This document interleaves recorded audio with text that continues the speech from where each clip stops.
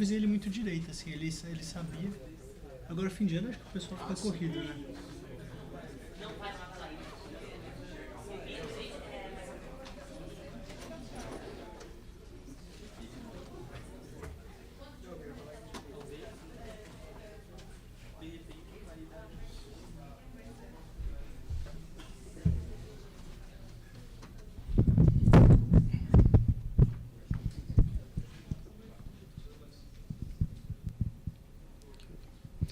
All right, should we get started? So we now start with Roberto, and then Lucinda will give his comments, and then Lucinda will present his paper, and Roberto will give his comments. So it's 45 minutes plus 10 minutes, right? All right. So, hi everyone, thanks for attending my talk. So today I'm going to present my paper, Natural Gas Vehicles, Consequences to Fuel Markets and the Environment. This is joint work with Ariaster here, and also with João Pessoa from FGV São Paulo. And, oh yeah, I can use this.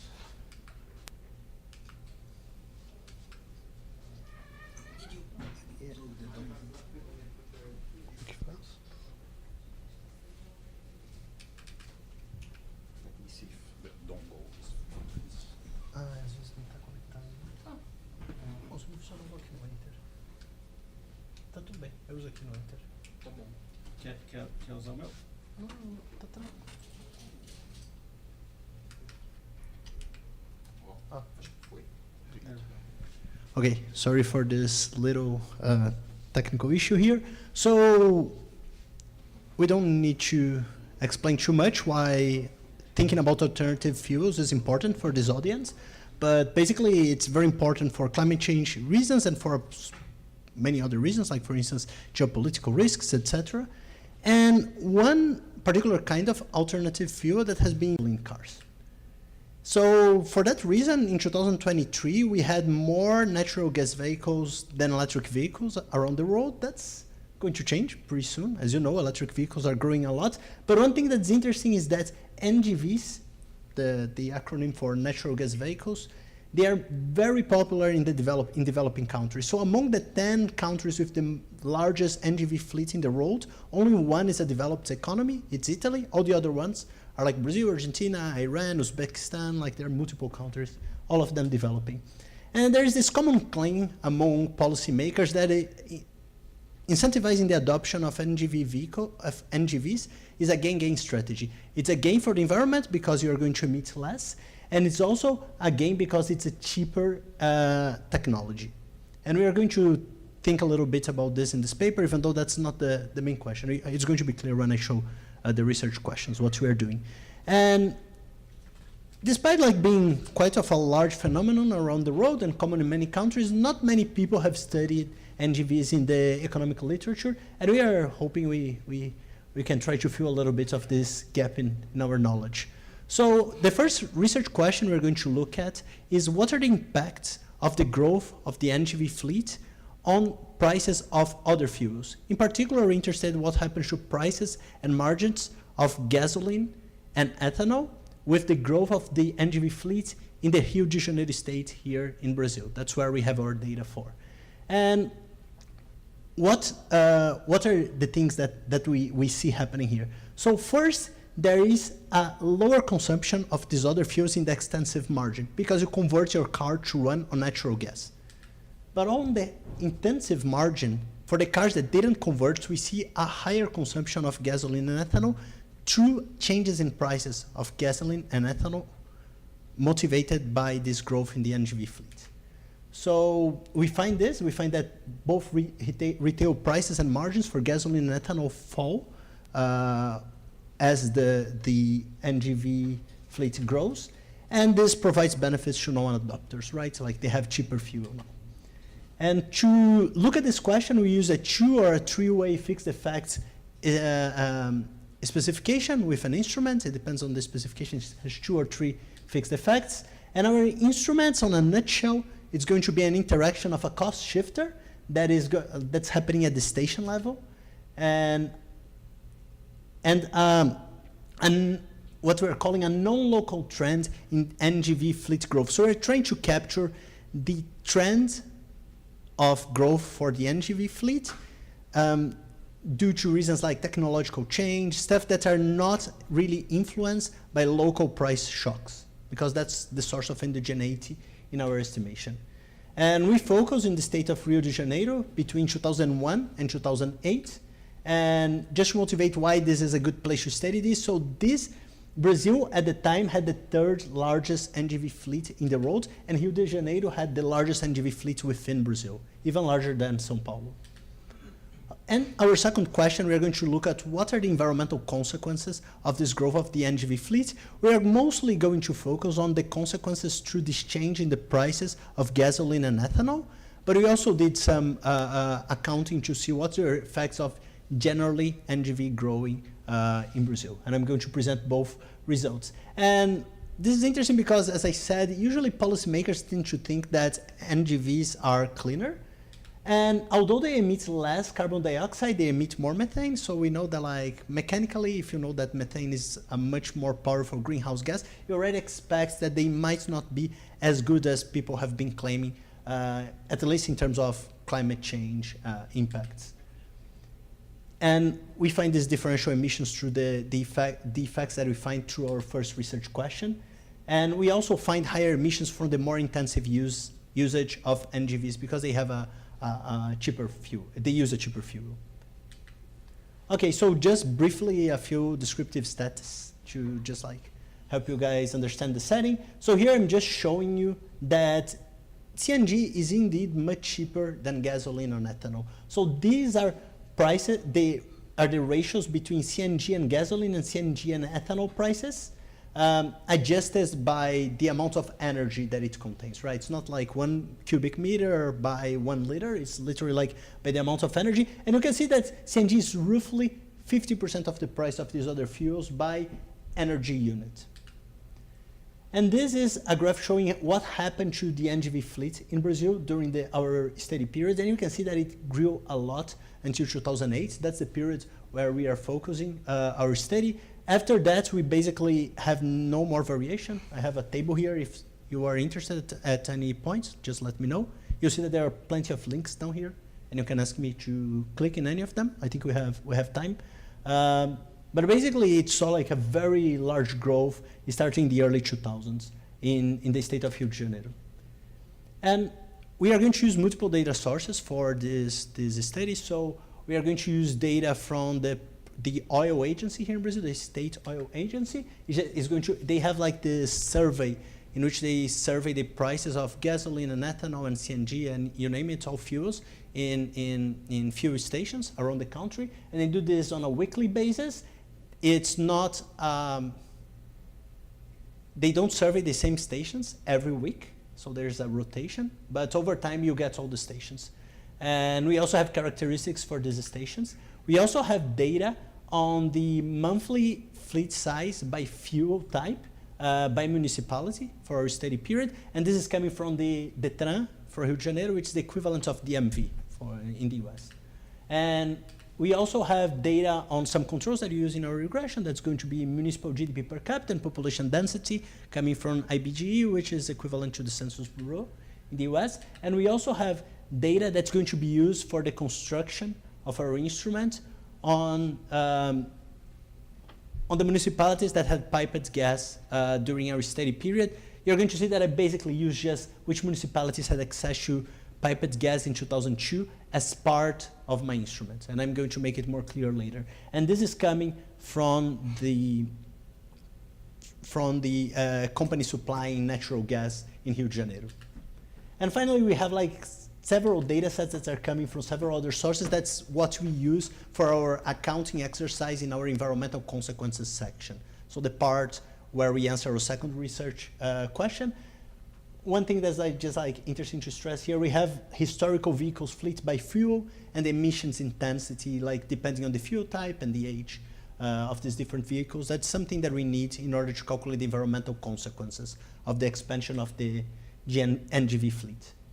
And one important point before I go to our specification, our instrument, is that this survey of fuel prices in stations doesn't cover all municipalities.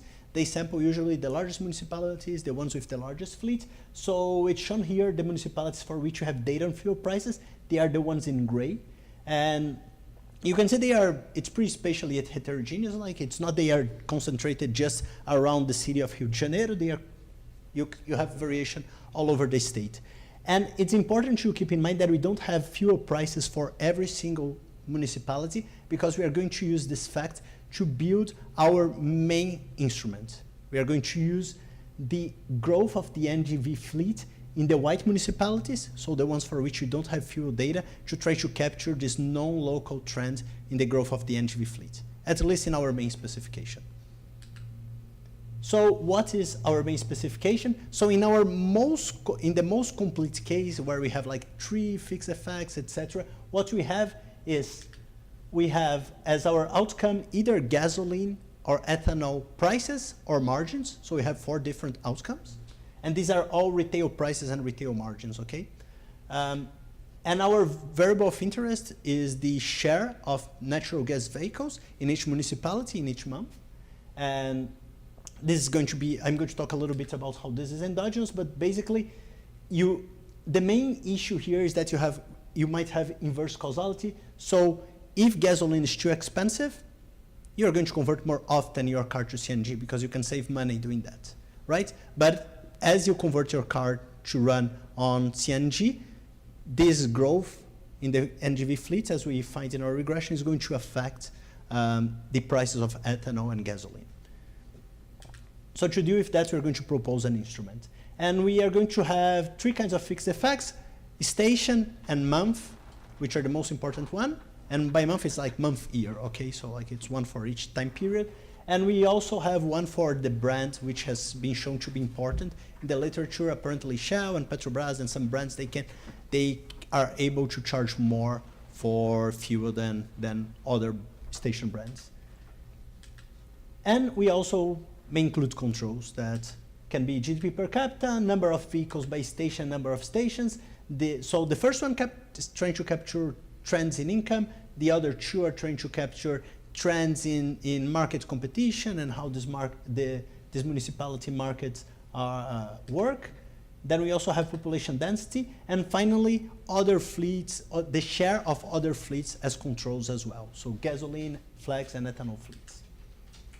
And our instrument is going to be an interaction of 2 terms. So the first term is this fleet RJ, which is the contemporaneous share of NGVs in Rio de Janeiro municipalities, so Rio de Janeiro states that I showed you a map, in the municipalities for which we don't have fuel prices data, so the white municipalities in that previous map.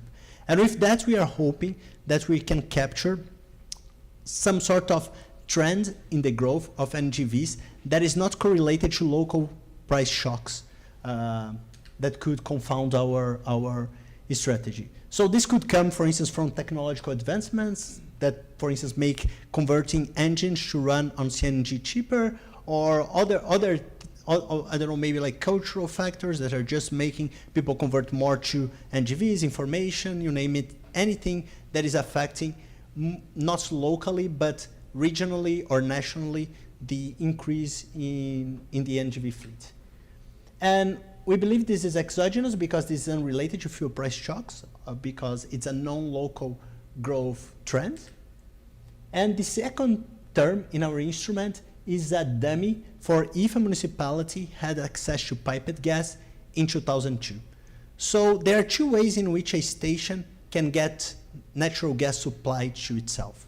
One way is through just piped gas, which is the cheaper way, or you can get it trucked to them. And if you have to truck natural gas, you can imagine that it becomes quite expensive. Our idea with this is that this is a supply shifter that affects the costs of stations supplying natural gas. And it satisfies the relevance condition first because we can verify this empirically, right? So like we just run the first stage and see if it is strong enough.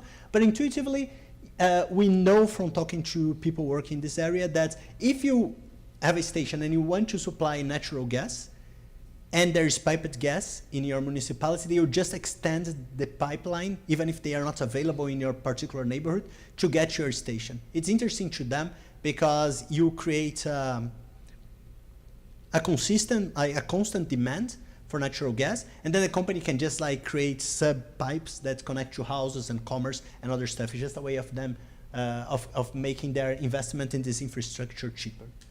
And it's exogenous for two reasons. So first, we are fixing these municipalities that had access to piped gas in an early year of our sample. So if you think there were things going on during our sample that could make this demi-endogenous, that could solve part of the problems. But most importantly, we know that the piped gas network expansion plans, they were set in 1997. This is only 1 year after NGVs were allowed in Brazil, which was in 96. And by then they were not very popular. So if you remember one of the first graphs that I showed you, NGVs started growing in the early 2000s, like in 2002, 2003 is when they really picked up.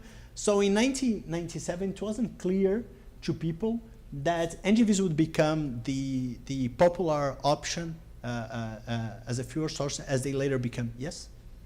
There's just a doubt about the fleet in Rio de Janeiro, because this fleet was very much concentrated in taxes, because there was a public policy in order to facilitate and make cheaper the natural gas, but very much concentrated in tax. Yeah. So and that's important, like for people that are maybe not from Brazil and like they might not be aware of that. And it becomes clear if it's a much cheaper option, but you have to pay a sunk cost in converting your car to this. You are more likely to convert your car if you are someone that go around a lot, right? So taxi drivers, people driving vans for delivery, they were the first ones to convert, and they were a big chunk of the people driving this kind of cars. As I showed in the graph, like it gets up to like 25% of the Rio de Janeiro fleet, which is a lot. Like this includes also like other people that were driving around a lot. They were neither taxi drivers nor delivery vans, but this is like an important group that converted their cars to run that, and thanks a lot for that. Yeah, and that's a fact. Can I ask also a question? Yeah. No, it's about the car. When you convert it to the CNG, do you still have the option to like it become flex or not? Yeah, so they call the official name, like just like we have the flex fuel cars that they can run ethanol, gasoline, and a combination. This is what they call tetra fuel, because you can run on these three options plus natural gas. Actually, the technology at the time was that you still had to fuel your car with either ethanol or gasoline for it to turn to start the car, because when it's cold, it doesn't run on CNG very well. So like you had to warm it with another fuel, and then it would automatically switch to CNG. So there was still a little bit of demand for these fuels, even from drivers of these cars, and it was also good because then they didn't have to have range anxiety, because they could just fuel with any other fuel if they were in a region where they didn't have access to CNG. Okay, so just going back here, so these plans, so they were set in 1997, these plans, and they were pretty much kept constant after this. And unless you really make a point that there were like expectations about the growth of this NGV fleet many years in the future, and that they have expectations about these fuel price shocks at that time, it makes it hard to argue that this would be endogenous, this dummy here. So that's why we are using it as an instrument. And to give you a sense, maybe this graph is not the best, sorry for that. Maybe putting colors for the presentation is better. In the paper we kept it in white to dark, to black colors. But basically the municipalities in black, you can see like the Rio de Janeiro municipality here, some municipalities here, Campo dos Goitacazes is here. They were municipalities that already had access to piped gas in 2002. And you can see that it's somewhat spatially heterogeneous, right? You have municipalities in this area, this area, this area, this area, which should be, it's probably important to avoid that we are getting results due to just spatial correlation. But we are going to try to make some exercises just to see if this is, if our results are indeed robust to any sort of spatial correlation. So these are our main results, and let me take a few moments just to walk you through what they mean. So the first two columns are just our OLS specifications, so we are not trying to take care of the endogeneity here. And in the first specification, we don't even put fixed effects. In the second one, we already put fixed effects, and you can see that we already start getting the effects that we are going to see later on, which is a negative coefficient for the NGV share. So basically, this is saying that as the natural gas vehicles fleet grew, prices of gasoline, ethanol, and the margins of gasoline and ethanol went down. The size of these estimates should be read the following. The size of these estimates is in cents. So 0.5 would mean, for instance, 0.5 Brazilian cents. This is not a lot, but in the aggregate, it can make quite a large difference. I didn't put the average price at the time here, and I don't fully remember it by heart. It was either 2 or 3 reais. So this should be something in the like around like 0.5% change in the prices. And the results are pretty much robust across gasoline prices, gasoline margins, ethanol prices, and ethanol margins, except for 2 cases here in column 4. And from column 3 to 6, we are already using our main instruments. In column 3, we don't have any controls, and we only have our station and time fixed effects. In columns 4 and 6, we add the fleet controls, so the share of gasoline flex fleet or the share of the ethanol flex fleet, plus the brand fixed effects. And in columns 5 and 6, we add those other controls like the market controls, like the number of stations in a given municipality, population density, GDP per capita, those other controls that I had shown you. And you can see that results, they are pretty much qualitatively and quantitatively the same across the specifications. Oh yeah, and last thing to mention, our first stage seems to be pretty strong. Theoretically, we shouldn't screen this kind of stuff by an F-stat, but when the F-stat is that strong, like usually it's pretty much the same as doing like the formal test that we should be doing. So how do we check for the robustness check, if we do robustness checks for this? So first thing is that you could be, maybe you are worried that our instrument is just capturing like a local trend in the growth of the NGV fleets, right? So we are using municipalities that are not showing up in our fuel prices survey, but they are next to municipalities that are showing up in our fuel survey. So what we do is we create an instrument in which we exclude first and second order neighbors. So basically, the next 2 people next to me would be excluded. I would only start from the 3rd person.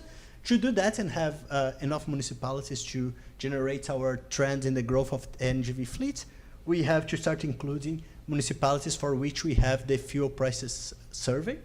And our results are pretty much robust to it.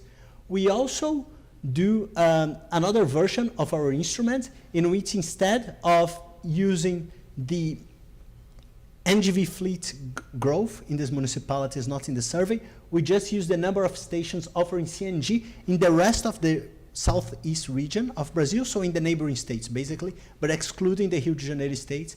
And again, we have similar results. And we also do several other alternative specifications. And by the way, let me know if you want to take a look at any of them. So we include a dummy for if a station is offering CNG to account if there maybe was something funny going on for stations that chose endogenously, right, to offer CNG. We have 2 instruments for this. We use another instrument that uses the distance to the pipelines, the main pipelines providing gas to the Rio de Janeiro state, for which there are 2, interacted with the number of stations in the other states in the southeast of Brazil. Again, our results are robust. We also use Driscoll-Cray standard errors, which should be somewhat robust to serial and spatial correlation. We do, and then there is also this question about if these fleet controls that we are using are not bad controls. So we are interested in how the percentage change in the NGV share impacts fuel prices.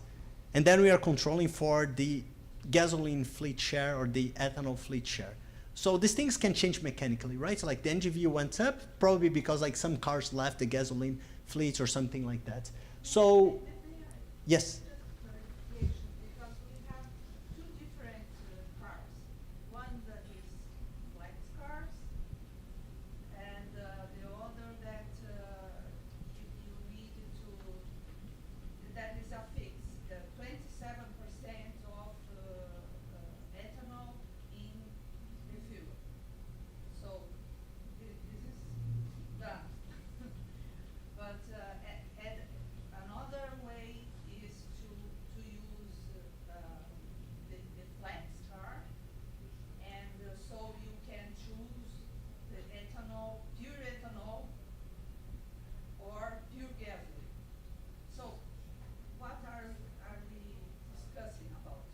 Which is your spot car? My car are the ones that can run on CNG as well. So before 2003, there were no flex vehicles, right? So we have only three kinds of, we have like diesel vehicles as well that I'm going to talk about in a moment, but we basically had gasoline cars, ethanol cars, or the ones that can also run on either gasoline and ethanol converted to run on CNG as well. And then starting in 2003, we also had the ones that are purely flex and the ones that are flex CNG as well. So yeah, so we have all these kinds of vehicles here. And going back, so because like these fleet controls, we think they are important to be accounted for, but they could be bad controls. We try a few things to see if our results are robust to it. So first, we try to just use lagged fleet as control, like either 6 months, a 6-month lag or a 1-year lag, but we also try to directly instrument for these fleets. So we do this in two ways. So the first way is we just instrument with the lagged fleet. And the second way is we break the flex fleet separately, and we instrument it with another instrument that is coming from a paper from one of my co-authors, from João Pessoa. And we use for gasoline and ethanol, we still use the lagged fleets because we couldn't find, like in the literature, or didn't have any clear ideas for an instrument that would be better than that for instrumenting for it. And our results remain pretty robust to all these checks. And finally, you might be worried, only if you worked with this data, you might be worried about measurement error, but I can tell you there's measurement error going on here. So one thing that we try is we exclude buses, trucks, agricultural vehicles, and motorcycles because all these kinds of vehicles, they couldn't be converted to run on CNG. So they were not really, our proposed channel didn't really apply to them. So exclude them, and we still get very similar results. And then this gets to our second question. So as I said, policymakers have this, and even the media, like it's common to have this claim that CNG is cleaner than other fossil fuels. This is because it emits less carbon dioxide. What people don't tell you is that it emits more methane, and this makes sense once you remember that CNG is nothing more than methane, right? So if you have incomplete burn of this at any point in your engine, you're emitting it. And so what we find is that through this, so first thing is, if your gas and ethanol prices decrease due to the growth in the NGV fleet, you would already expect to have increased emissions, at least from this particular channel, the channel that we studied in our previous question. And we find that, and we show this in this table. So we do this in two scenarios that I'm going to explain in a moment. But basically here we show in 2008 only, what were the excess emissions due to these decreases in the prices of gas and ethanol, coming from people just like running more on their gas and ethanol cars. And we have this like for total CO2 equivalent that I think is probably the most interesting metric for us to look. And we also have for non-greenhouse gases pollutants as well. And the difference between the two scenarios is the following. It was not clear for us which was the correct price demand elasticity to be used here. So we just looked at the whole literature, found all the estimates that we found for Brazil, and then we picked the largest one and the smallest one, and so the smallest one is going to be our optimistic scenario, in which there is not much change in your demand as the price of these fuels goes down. and the pessimistic one is just going to be the largest estimates. And we are claiming that maybe these two scenarios, they are kind of bounding what happened. Something in between probably happened. And we can look at what these emissions mean in terms of the percentage emissions of the Rio de Janeiro state during this period. So emissions increased because of this change in the other fuel prices that were not CNG between 0.02% and 0.3%. Adi, how am I doing on time? You're doing well. Okay. You have, 10 minutes. Okay, awesome. 15 minutes. Thanks. Yeah, I will finish early then. Okay, and then this is equivalent to between $600,000 to $9 million in 2008 dollars, given a social cost of carbon of $51, which maybe is not the correct one, but I mean, just like to give us some bounds, I just picked the one that the US government has been using for a 3% discount rate. And we also do this accounting exercise for the differential emissions just coming from the growth of the NGV fleet, not just through this channel that we studied, but also like just for the whole increase of the NGV fleet, right? These NGVs, they are running more because they are faced with a lower fuel, and they are already cars that used to run more than the average car in your gasoline or ethanol fleet. And what we find is that this led to increased emissions of between 0.58% to 5.8% of the CO2 equivalent emissions in the Rio de Janeiro state in that year. So something pretty sizable. And this is a cost of between $24 to $175 million. And we believe this figure should be lower bounds for a few reasons. So first, we don't account for health costs. We tried, but it's very hard to find estimates that we could meaningfully translate the excess emissions into health costs for Brazil. We didn't account for changes in fuel use outside of the transportation sector. We don't account here as well for the fact that sugarcane ethanol is renewable, so it might be sequestering pollutants, right? On the other hand, it also leads to emissions through indirect land use change. There is a nice paper by Marcelo Santani in FGV Rio showing that, so that's a little bit more ambiguous what's happening here. And finally, we don't account for leakage in the natural gas supply chain, which in the more engineering side of this literature is something that apparently is important in many settings. Natural gas, it's very easy to leak, it's a gas, right? And our conclusions is that we are bringing insights on how alternative fuels, they are affecting equilibrium prices and quantities of incumbent energy sources. So basically, TNG is affecting the incumbent energy sources, gas and ethanol. So our findings are that the NGV growth decreased both the prices and margins of gasoline and ethanol in the Rio de Janeiro state, and this was created benefits to users of incumbent fuels. And we provide a cautionary retail for people that are trying to boost the adoption of NGVs in markets like was tried, as you mentioned, there were policies in Brazil or specifically in the Rio de Janeiro state trying to incentivize the adoption of these kinds of vehicles. And that's it. Thanks a lot.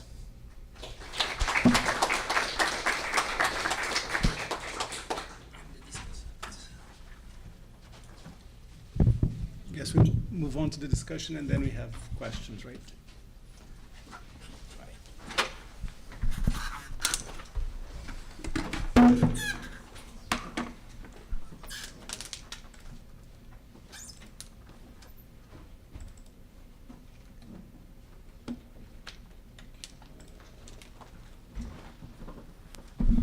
Okay, I'm Claudio Lucinda, and I'm the discussant for the paper of Roberto. And I'll start by what the paper is about and why is it important. I think Roberto did a great job in terms of presenting what the paper is about the effects on incumbent fuels, fuel prices from adoption in natural gas vehicles. Why is it important? Well, we should pay attention to what's going on with existing markets once we try to incentivize some other markets. And the second point is probably the extensive margin for vehicles is going to be in large middle countries. It's going to be Brazil, India, Russia, big countries like that. So we need to take a look at these countries to see what's going on the fuel markets and the car markets. So they use the ANP data for retail margins for the state of Rio, mainly because there's this car tax exemption for natural gas vehicles. The identification, the interaction between fleet of natural gas. They find, I think it should be between 2 and 3% in retail margins. And results in CO2 emissions are super dependent on the set of fuel price elasticity used. So the numbers might be large and small depending on the price elasticities of demand. So several comments. The first one, there's some degree of self-selection in the decision of turning a regular car into natural gas vehicles.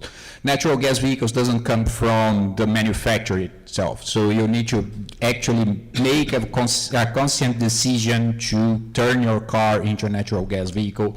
So there's a cost-benefit decision involved, so there's probably gonna be high-use vehicles that are going to decide changing into natural gas. So that's probably changed a little bit, either on the simulations, because maybe at some point they just stopped turning into natural gas. Your figure, by the way, stopped after 2008, it pretty much stabilizes at about, what, 15%, right? Yeah, I do remember, like 15, 20. Yeah, 15, 20, and then it becomes flat. Probably this margin of high intensive use is already exhausted, or unless you do some really large policy, you're not gonna get like to 50% or so. So this is something to take take into account. The second one, the natural gas pipe infrastructure is not random. It follows the main pipelines from Campos or Rio de Janeiro, or all the ports, right? Because the natural gas comes from Campos Basin, right? Yeah, I think like there are two main pipelines there. One's from Campos and the other one is from Duque de Caxias. Yeah, they were refining. Okay. So I don't know, does it affect?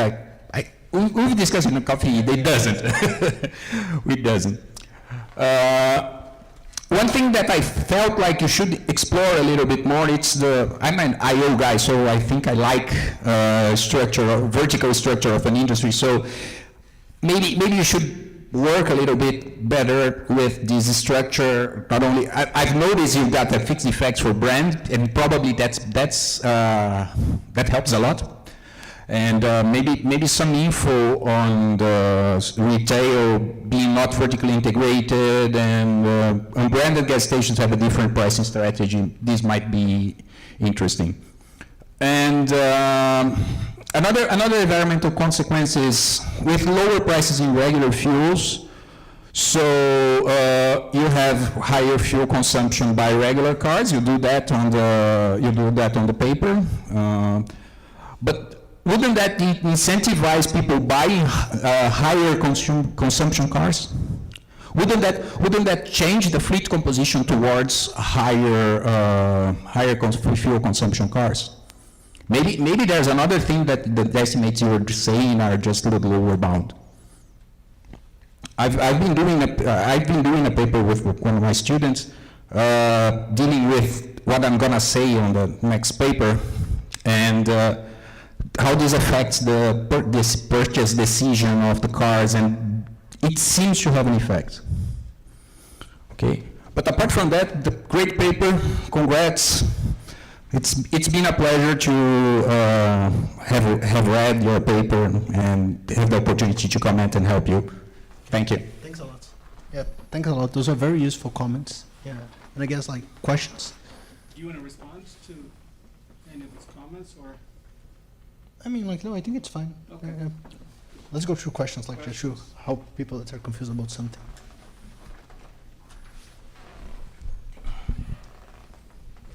So thank you for the presentation. Very nice paper. I have three questions, some like clarifications and so on. So the first one is whether removing the city of Rio de Janeiro makes a difference in your estimations, because I mean it's a large municipality compared to all the others in your sample. So I was wondering whether your results are dependent on what's happening in the city of Rio. The second one is I understand that your instrument has like a shift share structure, right? So you're interacting fixed shares in the beginning of the period with shocks that are in the level of the state. So taking that into account, I mean, I hate to be the guy who is asking for a robustness check, but there is all this literature talking about some like checklists we need to do when we're running shift shares. And regarding your setting, I think you should be worried about places that have similar exposure weights. Like looking at your map, it seems there are some places that are very close together. So maybe, I don't know if you try to run those corrected standard errors and see if they're different from this literature, like papers by Borusiak et al. And so on. It might be nice for, I have some experience with those estimates, and sometimes it gives you nice results. I mean, sometimes we are afraid to run those kinds of things because maybe I'm going to lose my F statistics, but but sometimes the results are even better. So I think because it's taking into account the structure of exposure rate, so it might be good to take a look at those papers and see what happens. And my last question is on your exercise in the end on the environmental consequences. I didn't understand, like when you say that you have more emissions from the use of GNVs, but those cars are also using less of the other fuels. So aren't you like, I didn't understand if you took into account the fact that those cars are consuming less of the other fuels, so you have less emissions as well. So you have two effects going in the same way. So it was just a clarification in that sense. So thank you very much. Nice, thanks. So first about the Rio de Janeiro municipality, we took it out long ago and then the paper changed, we correct stuff, we even find like a coding error, so I don't know how it looks like now. Before it wasn't a problem. I didn't do this afterwards. Possibly, I don't have a good answer. So on the third question, the environmental consequences one, so there are two exercises there. So the one I showed the table for is just highlighting the extra emissions that are coming from this decrease in gasoline and ethanol prices. And that we know mechanically should be negative because we find decreases in ethanol and gasoline prices. Then I just mentioned this other accounting exercise that we did, accounting for everything, and then we take care of what we're seeing, right? So if you convert your car to NGV, we make this assumption, we know that there is this residual demand for other fuels, but we just assume that you are always running on natural gas, and you don't demand any more gasoline or ethanol. So we are accounting for these changes. The thing is, like, I think if you are trying to think about like how this mechanically happens, it's mostly to increase emissions of methane and also nitrous oxides. I didn't mention it's there because, I mean, like it's also another thing that CNG emits more, but like with methane it's just very clear because people know that CNG is just methane. So it's clear to people that it would emit more of it.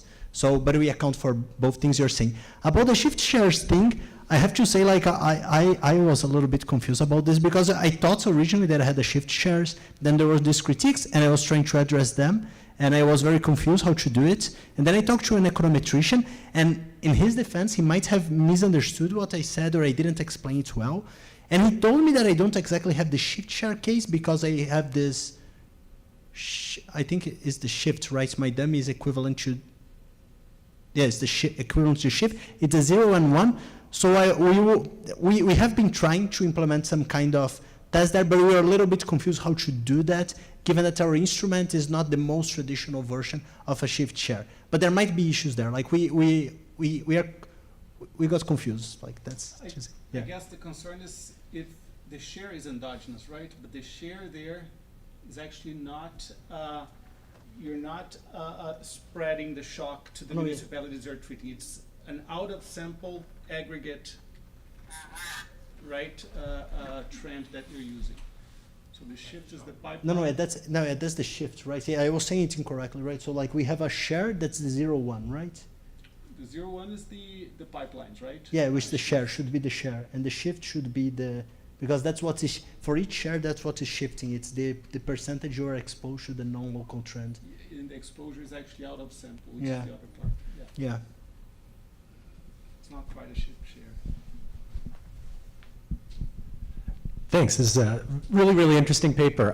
I had a couple of thoughts. I wanted to draw a couple of parallels to the electric vehicle literature because I think there are sort of similar kinds of exercises that people try to do to sort of think about, what are the environmental consequences of someone choosing an electric vehicle relative to a conventional vehicle? Now, it's not exactly the same because often those comparisons are sort of comparing someone who is driving a purely electric vehicle relative to the vehicle that they might have otherwise chosen if they'd chosen a conventional vehicle. But I think in sort of the similarities, I think, come back to a couple of points that Claudia made. There's a lot of selection with respect to who chooses to adopt these new technologies, and that can be an important piece. And I think if you have some information about sort of what kinds of people or what kinds of vehicles are being retrofitted, I think that would be really interesting, because I think there is sort of, I think, a very intuitive argument that, if I'm someone who drives a lot and I'm going to be very price sensitive, that I might be willing to make this investment in order to get access to sort of a cheaper fuel. And so, I think that would tend to, increase your consequences of a policy like this, because it's sort of the most intensive users are the ones who are adopting the technology. The other point I'd just say, and this is just second another one of Claudio's points, I think they're really interesting, I/O questions here when you think about sort of what the individual stations are doing, because you have stations who are choosing to potentially add a new product, and the amount of competition for that product is going to be very different than the amount of competition for gasoline and diesel and ethanol.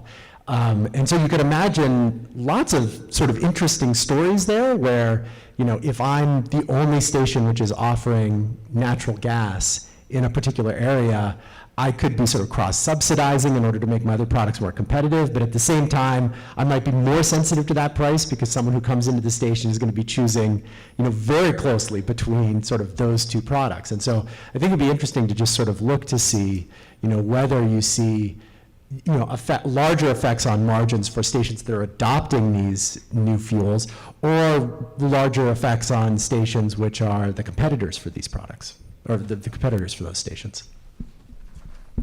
Thanks a lot. Yeah, so these two comments are very useful. So on the first one, that's the point Claudia made, and we were talking like before my presentation in the coffee.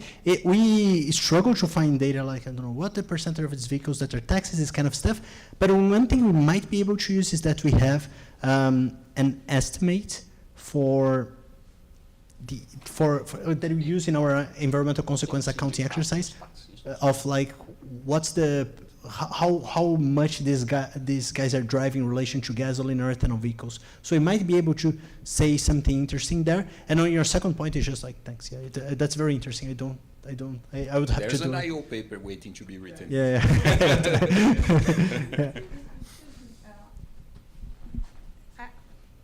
I don't know if it makes difference, but all services in Brazil is obliged to have ethanol. So this is not an option.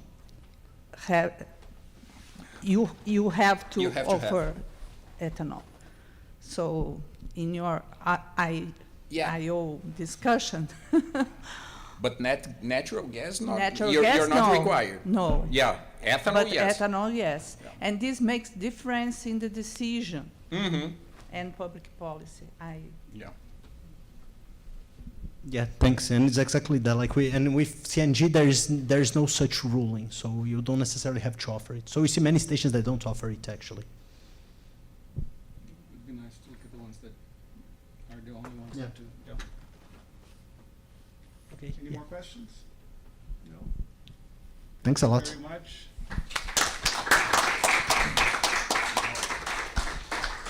It's. Claudio. Let me see if it opens right. Yeah.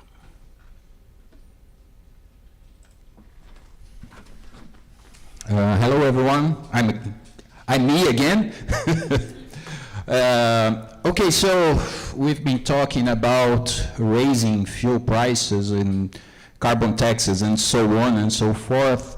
This paper started in 2016, me and Antonio talking about, because there's a puzzle there, because we talk about raising fuel prices, but as common as raising fuel prices is keeping fuel prices artificially low.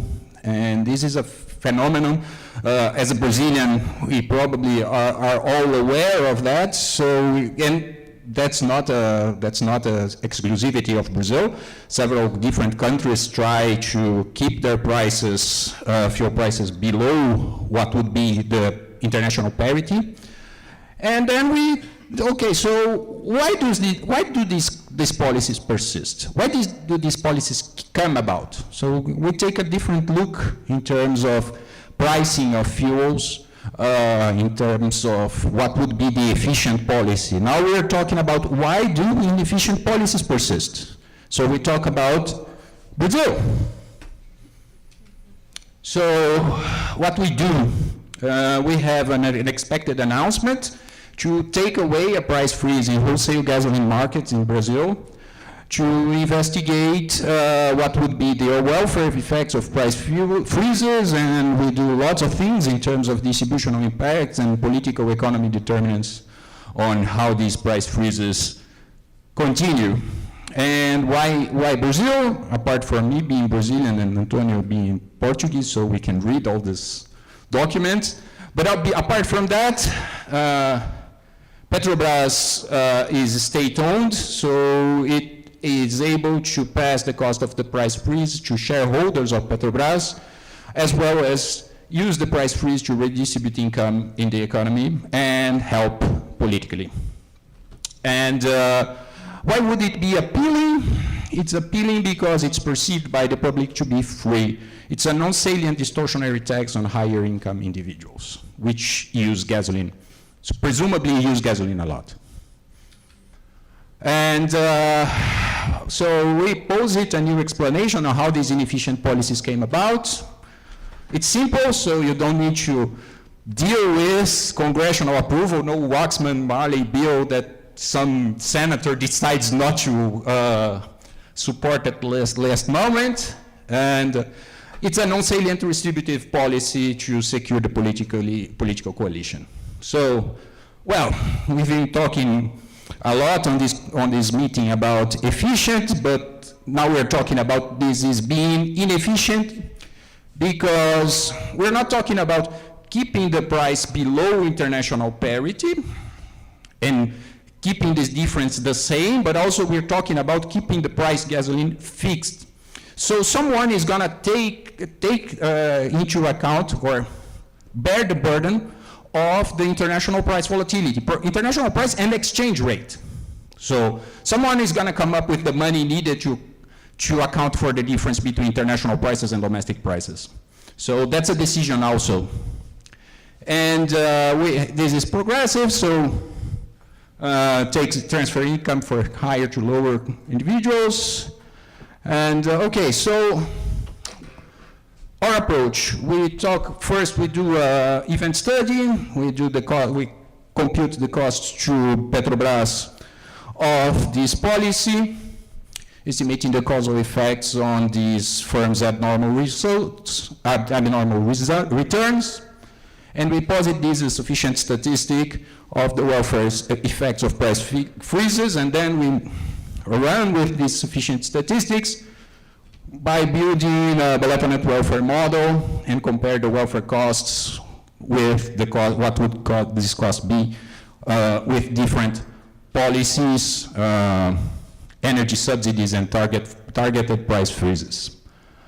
And finally, we go to the political economy side and talk about supply and demand of this alternative policy and try and provide an explanation on how these inefficient policies persist. Okay, so the whole story. So the first panel here, wholesale gasoline, the domestic price is this flattish line. The international price would be the dotted line. So under Lula and then under Dilma, you can see under Lula, even though it's super flat, sometimes it's above, sometimes it's below, but overall it's right in the middle. But in 2011, things change a bit, so the domestic price is consistently below international prices. Sometimes it's way below, like in this peak here. Sometimes it's not as much, but always below. So this creating pressure to align domestic international markets. Who's bearing the burden of this? Petrobras. Okay, so Petrobras needing to come up with money to cover this difference. And okay, so what was the policy? In October 25th, 2013, after market closes, there's been an announcement by Petrobras. They were going to end gasoline prices freeze, and then they would align domestic prices with international prices. And we have some indirect evidence. This policy came about by the technical part of Petrobras, looking at how much money they were losing, so they managed to push this through the board, and they announced on October 25th. October 28th, the market opens, market changes, people start getting crazy about this, so it took another month, and they became aware of that, so they decide, okay, so that's not gonna happen. Let's go back to where we were before. And November 29th, they follow up, no mention of ending gas price freeze. Monday again, market response. There's a nice, there used to be in some version of this paper on the main body, there's a nice graph in which it goes up, stay for a month, and then it goes down. Okay, so the first part of the paper is about quantifying this. So we do a lot of different ways to measure this, and all these versions is gonna be about 6 or 7%. So let's delve into the details of this. So first of all, what's interesting about Petrobras? Petrobras has shares traded in São Paulo, Bovespa, traded shares in New York Stock Exchange. So we have the daily returns of voting and non-voting shares for firms, for Petrobras and for peer firms. And in the first announcement, what we can see, they are pretty far away from everyone else. Okay, we look into the data to see if the event was somewhat expected. We didn't find anything. There's trading activity on the event day, no trading activity on the days prior. So it didn't seem to transpire beforehand. So the first part, the econometrics would be, this is the coefficient of interest, this beta. There's the dummy for the day in which the market absorbs the new information. And the result, the observed return would be, what would be the return in the absence of the event, the normal return, counterfactual event return, and these things, which is the abnormal return. We don't know the expected return, so we can do an event study as a prediction problem. So the references here. And lots of ways to do these counterfactual returns. The first ones are from finance. I think these are the oldest in terms of intellectual history. So you get some data that supposedly reflects what would be the market return, and then you estimate the sensitivity of returns of this firm on these market returns, and then you compute the abnormal return. So this is CAPM, that's the oldest one. The less older is the Fama French. And then we go for the more recent approach, both synthetic control with Abadi-Gardez-Abal or Abadi 2010. What we do, we create a counterfactual using returns of peer firms, both from Brazil and from the New York Stock Exchange. And then we do the Even newer version of this is which artificial intelligence, machine learning, which is elastic net, a combination of lasso and ridge regression. It's close to the synthetic control method, but goes a different way. There's some coefficients that can go negative instead of synthetic control, but the whole point is the same. So we have lots of returns of other firms, and we use those lots of returns of other firms to compute the counterfactual, and then we have the observed, and then we estimate beta. Okay, so as I said, I did lots of different things. It's 6.7, 6.8, 6.0, 6.1, 6.1. This is for New York Stock Exchange. For Bovespa is 7, 6, 5, everything 6 point something. Okay, so point estimates are different, but they are not statistically different.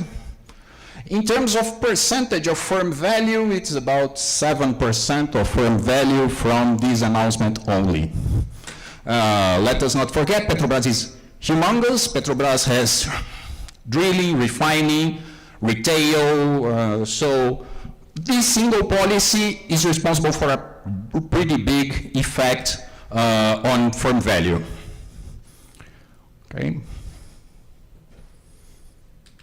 And more robustness checks, so New York Stock Exchange without oil sector, without Brazilian firms in New York Stock Exchange, firms related somewhat, and then leave one firm out, and 6 point something, 6 point something, 6 point something.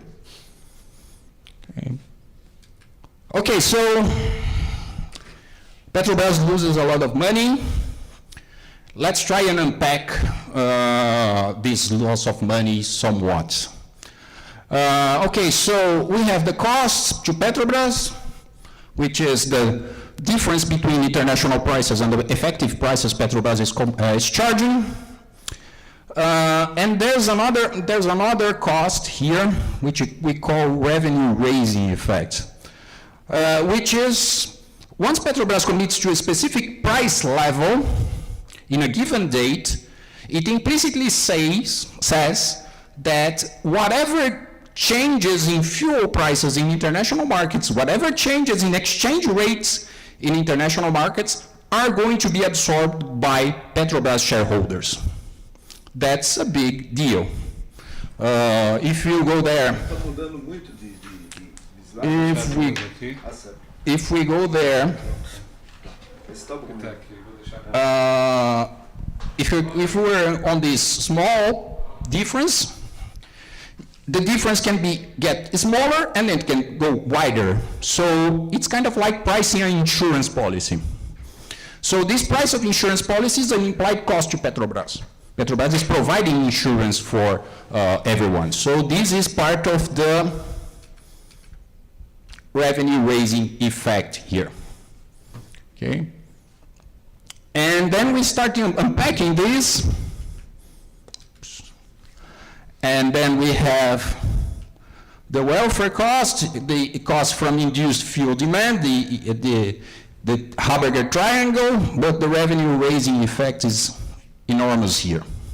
So that's a large part of this. And we separate this in other elements. So what would be the fact that you need to raise the money to give the insurance policy? So this is the cost of insurance policy. And the expected subsidy matches pretty much with the difference that we have on the data.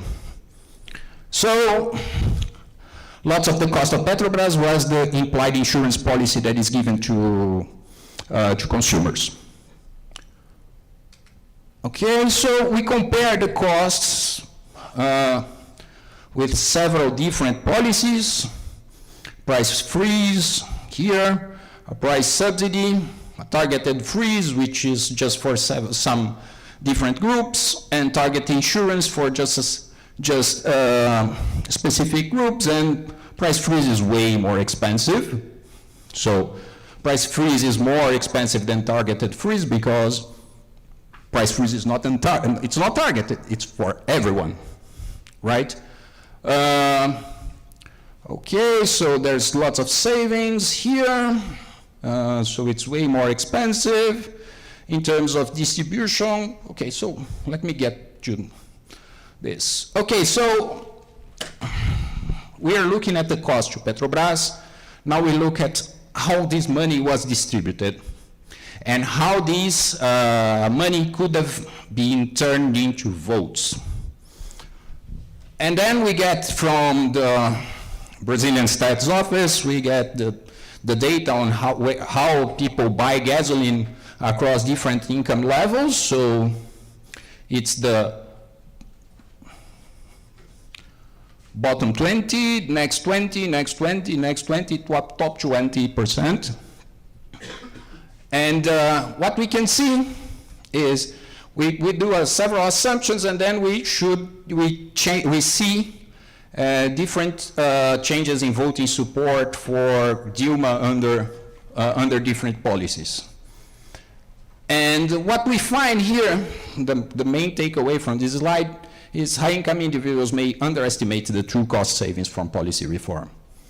It's consistent with two ideas. One, their implied tax to sustain the price freeze goes unnoticed, or this taste for redistribution led to a overestimate of costs of alternative instruments.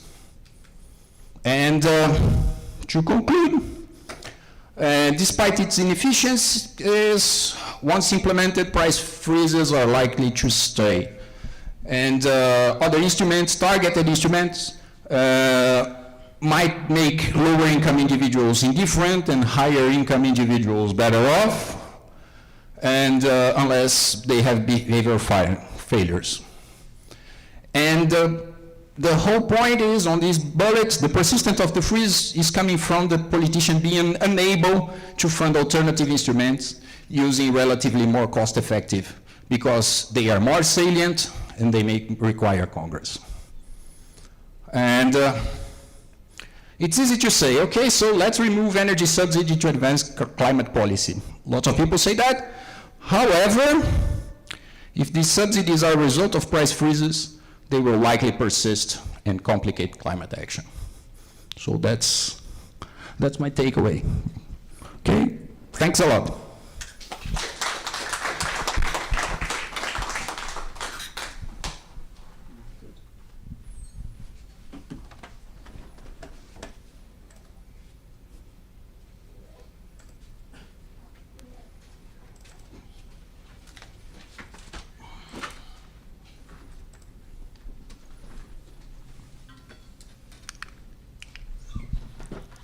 It was great to read this paper. Thanks a lot. I really enjoyed it, and thanks for giving me the opportunity to comment it. There's some echo here. Okay, so this was personally interesting to me for several reasons. So first, I'm Brazilian, so it's very interesting to read stuff about Brazil, and then speak to a very to lots of the world, not just to Brazil. Like, there are many places that saw price freezes and price subsidies. I'm also, like me and Ariester, in the past we have tried to do a paper with an event study similar to this one. It was on another topic. Our paper didn't work very well, so we dropped it, but it was something that I enjoyed working on, so I like these event study papers. I'm also very fond of synthetic control, so it was also fun to read this. And I find it very interesting, all these political economy consequences, because they really bring to reality like how policy is actually implemented and what actually happens in practice. So it's something that I find very interesting. So just like quickly, we just saw the paper, so I don't need to spend much time on this, but this paper is about fuel price freezes. You can think about like fuel price subsidies as well. They are a competing policy, but they also have a similar flavor to the freezes, and they are common in many cases. So not just in Brazil, like I use my knowledge of like Latin America. I know that it is in Argentina and Venezuela, you have similar things going on, but in many other places of the world, you also have this kind of policies going on. And they take advantage of a very nice quasi-natural experiment in Brazil to estimate what is the impact of this gasoline price freeze. And they use the state-of-the-art event study design to do that.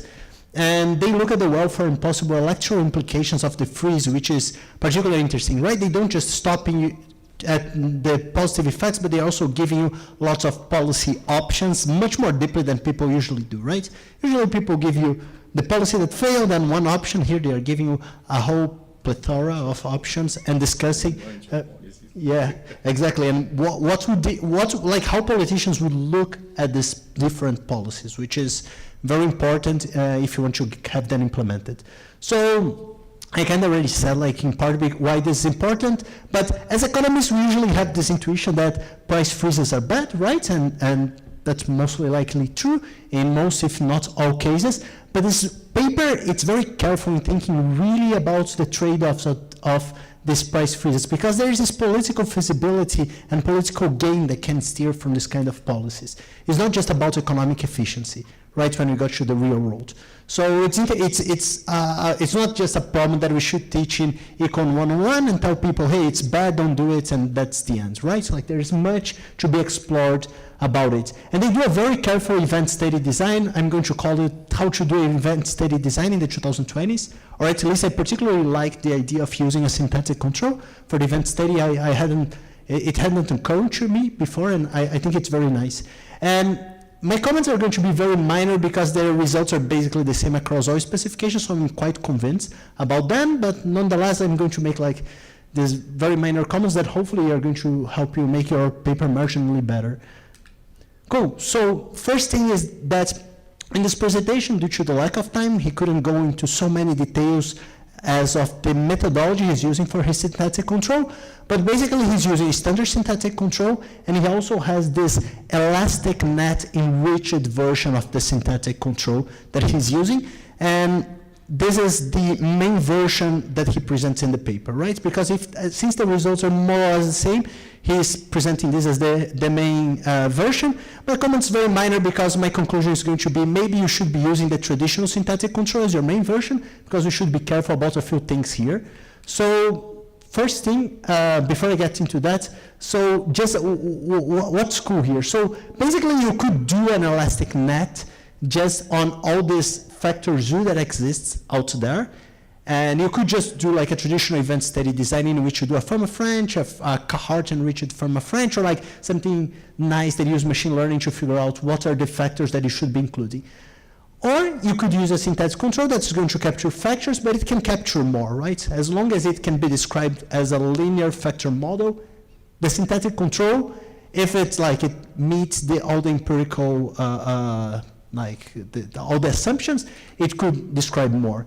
And you don't need to empirically create hundreds of factors if you do synthetic control, which makes your paper much less costly and makes this kind of strategy implementable for many more people, many other researchers. So that's very cool. So getting to the elastic net enriched version of the synthetic control they use. So the first thing is that I was a little bit confused about what exactly is the estimator you're using. So the references you mentioned, so one of them I think is just the introduction of the elastic net, which is not a synthetic control yet, and the other one was a book, so it was a little bit confusing if that was the right reference. So I might be saying incorrect stuff here because I might be getting confused that's like thinking that like, economists are doing something that maybe this statistician and machine learning people already did. But if we look at the more traditional economics literature, the estimator we're using would come from this working paper by Dovchenko and Imbens in 2016. So I would bring a few points of caution that should be taken with loads of salt, because I'm not an econometrician, but hopefully I'll bring something interesting. So I would encourage you to think what are the trade-offs we face with this estimator, just because I don't think they fully developed in the paper all the trade-offs that might exist. I don't have a clear answer for that, so what I'm showing here is that these weights are, when you do these penalized versions of synthetic control, you have less interpretable and transparent weights, which may or may not be an issue in your setting. I'm not sure if it is, but Abadi loves the fact that synthetic control is interpretable and transparent. He really highlights this in his review, so it's important to think if this is a problem for you. And this working paper, Dovchenko and Imbens, and I don't want to say that people with a Nobel they did like something wrong. It's not what I'm saying, but it's not fully developed, right? Like it's a working paper. I was looking at it, so they don't fully develop the bias and consistency results. So I was wondering if when you have a synthetic control, usually you don't have perfect pre-treatment matching just because it's empirical data, and then you have a bias. And in the synthetic control literature, they have figured out what are the bounds for this bias, and this is important because you don't want to have bounds that are too large. You don't want to have a synthetic control that is too biased. Otherwise, your results they don't mean much, right? So it's hard to know when we start penalizing these weights, the way we do with elastic nets, what happens to these bounds. At least they didn't have results on that. And I think it might increase the bias because for a few reasons. So one way of thinking about it is that with a synthetic control, what you are doing is that you are getting your counterfactual in the convex hull of control units, and here you are doing extrapolation of that. So it's no longer going to be over this convex hull. Another way of thinking is that you are doing shrinkage, and shrinkage usually introduces bias, and consistency is a little bit more unclear. So it could introduce, you may lose consistency here. I'm not sure what happens. I know that there are penalized versions of the synthetic control where you don't lose consistency. And I think the trick is usually the way you penalize it. You have to adjust a little bit by the number of time periods that you have. And also there is a very specific way in which they do this cross-validation in the penalty term. You're talking about the cross-validation. It's just that you don't have all the details yet in the paper, so I think it's important to explain how you do it just to see if it matches what Dolchenko and Imbitz propose. So my simple solution just make the main SC results, the main synthetic control results, your main results, because they are basically the same, right? But if you, since you have this paper is very nice and you might want to show all the machinery that you can apply to it, I think you could. Another possibility is to consider other penalized synthetic control estimators. I'm mentioning two that I know here. So Arkangelski is the synthetic diff and diff one, and Zabadi and Lauer, they take, covariates, it's not really covariates, but they take other variables, not just your outcome, into consideration when they are doing the penalization. And then miscellaneous things. So the pre-event training window is a very important decision. You talk about other events that could confound the post-event estimation window, but I think it's important just to maybe show a timeline if there's any other possible confounding shocks, structural breaks, maybe if there was in the pre-event. Yeah, if there was an abnormally, maybe there are not, but if there was an abnormally large profit in a given. Yeah. We didn't find much. We looked into it. Okay. Okay. Yeah, I mean, just maybe then mention in a footnote that you have carefully looked at this, because in the paper it wasn't as clear as for the post event. So about the interpretation of the estimates, I think if I'm understanding right what how this freeze event worked, and I don't really remember how it worked during the time.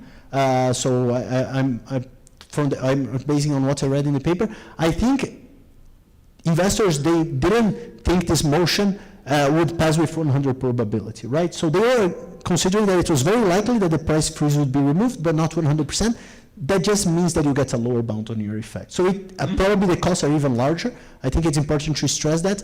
And about inference, so I was maybe there are reasons for that, but I was a little bit confused if you could use some other techniques that are being developed for inference with synthetic controls.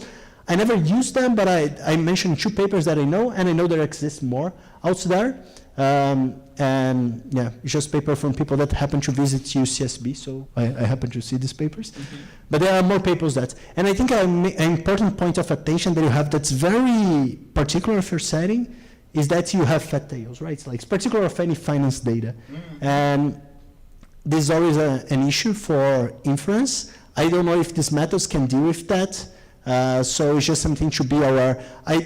Even though synthetic control is a time series technique in some sense, I haven't seen many examples incorporating those time series techniques that deal with fat tails that finance and macro people use, but there may be something out there. I know one single paper that I could put you in touch with the author because he might know more about it, but because he's a HCSP graduate, but he doesn't deal with fat tails particularly. Yeah, and my mind just wandered to that. I was curious, like this could impact as well ethanol producing companies, right? Because ethanol prices and gasoline prices, they are somewhat, they follow same trajectories, right? So when you remove the price freeze, this could benefit ethanol producing companies, right? Because they might have their margins squeezed. And it's interesting because they have an option out of the freeze that Petrobras doesn't, right? They maybe just produce sugar and export sugar and be fine, right? Okay. So I'll start with the points on this slide. I'll start from the bottom. What happened during with the ethanol sector? Probably Beth Farina will know more than I do because she's been with the sector at this time. But what happened during this time is there's been a large consolidation. The firms didn't actually leave the market, but there's lots of plants that were actually closed during this period because of these fuel price freezes. Okay, and so this is something that we need to take. At least mention a bit because there's been some ethanol plant closures during this period. During this period, the macroeconomy was growing, so the labor force was absorbed somewhat in other sectors of the economy, but the assets were there's been some destruction of value in terms of assets during this period. And the fat tails, we've tried doing something with fat tails for the standard finance results. We do something like, I don't know if that's directly Moen's paper or another one that we do with the empirical distribution of the returns, and then place these in the empirical distribution and said it's super far away, so the results remain significant. We don't do this with the synthetic control or the elastic net results. That's something to worry about. And the probability, what we would love to have. We would love to have things like the Lemoine paper with the prediction markets, then we can pinpoint the probability, and then that's it. What we can say is, okay, so we do the effect, we do an estimate of the effects on the gasoline price freeze continuing on the second event. And that's something that happened with 100% probability. The point estimates for that are not that different as well. So there's no difference. There's got to be something there. There might be a lower bound, but it's not. That's not a small probability there. Okay. The pre-event training window. We've spent a lot of times to see if there's anything going on in this pre-event. As far as I remember, with the pre-event that we are using in the range specifications, there's not much there. Maybe we should put there and said, okay, so it's not going to happen. Okay. Yeah. I liked all the help here from this slide. We can only thank you for pointing us to these papers, and then we need to look into these and see what we can take away from that. And you've already said probably it's going to be 6 point something in terms of effect, but we need to cover our bases.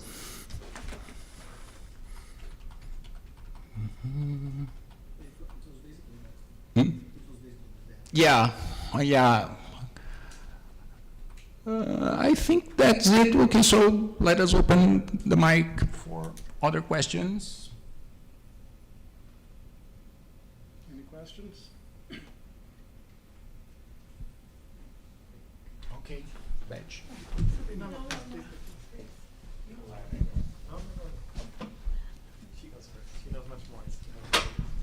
Thank you. Just a question about the myriad of strategies that the mills have followed. Because in the beginning of this period, you had, as he mentioned, sugar and ethanol. So you could produce one or another.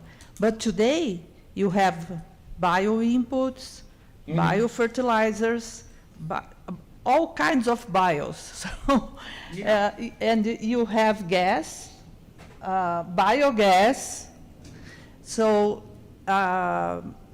things are getting more and more complex and flexible. That's, I don't know if makes any difference, but this is something that could be brought. I think probably also because most of the plants that were closed in this period were the less efficient ones and are less flexible. But in 2013 was the first LCM, and then it was in Ribeirão, which was right in the middle of the sugarcane area, and we used to bring. Sorry, we can't do this anymore, but we used to bring the presenters and the keynotes to an actual sugar mill. It was amazing, but at that point, the substitution is sugar and ethanol. I'm just going to reveal my ignorance, but I thought that the flex fuel cars can switch between ethanol and the gasoline, right? So when you freeze the gasoline, whether you go ethanol or not depends on, and ethanol, there was no price freeze, is that correct? Or Yeah. So do you also have can you do the same event study for what's sort of suggested for ethanol producers like raisin? Do they have a negative return as a result? Okay, so.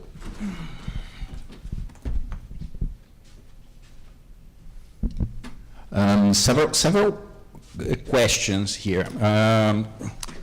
From the practical standpoint here, we don't have a Petrobras for the ethanol sector. So we don't have as an easy and clean data set as we have in terms of Petrobras. We have another companies that are big, but they have all other sorts of businesses, and so it's not that clear.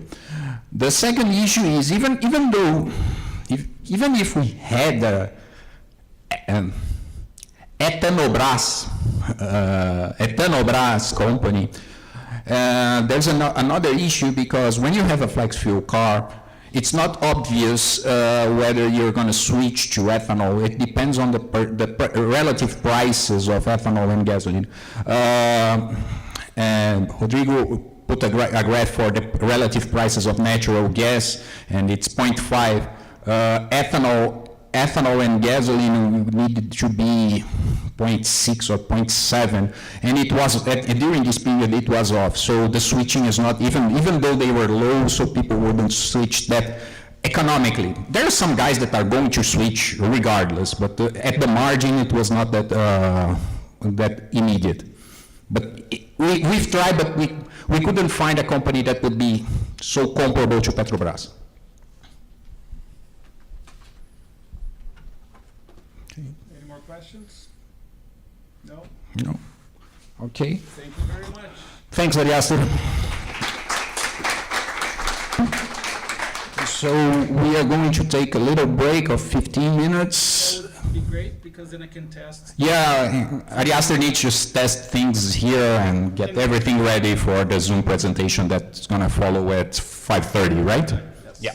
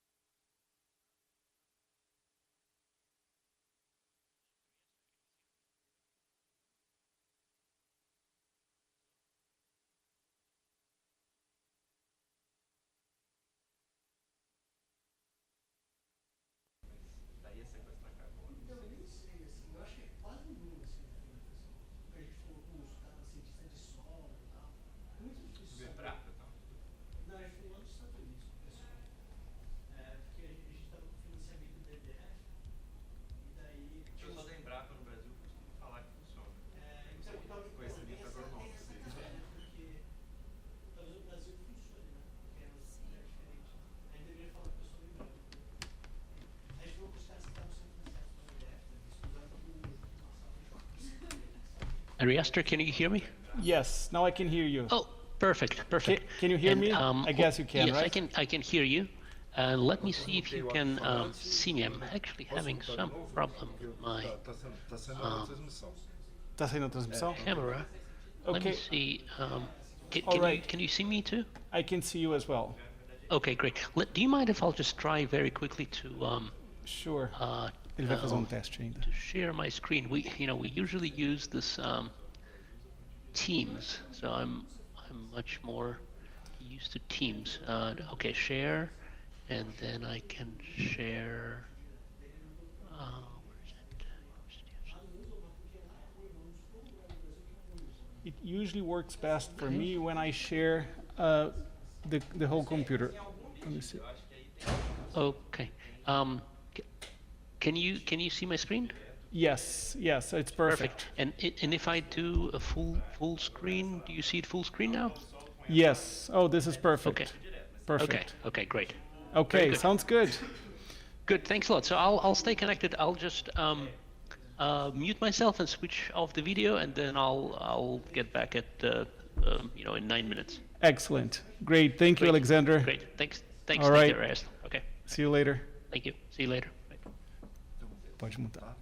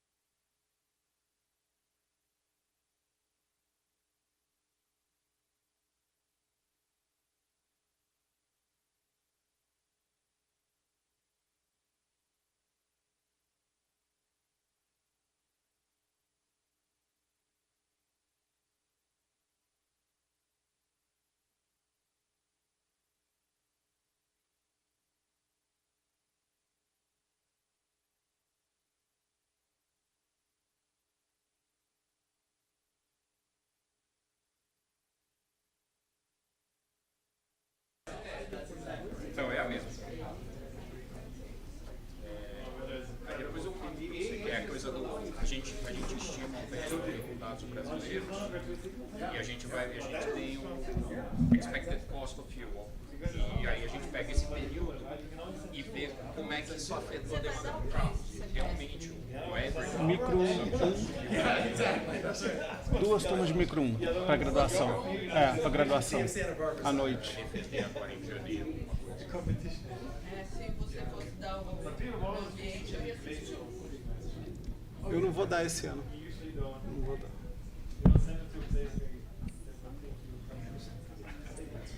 Alexander, can you hear me?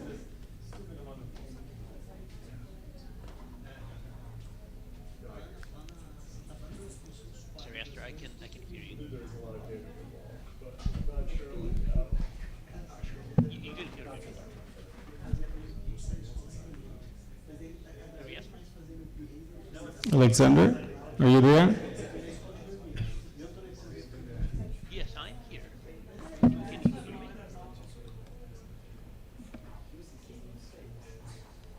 A gente testou há pouco, ele deu uma saidinha. There we go.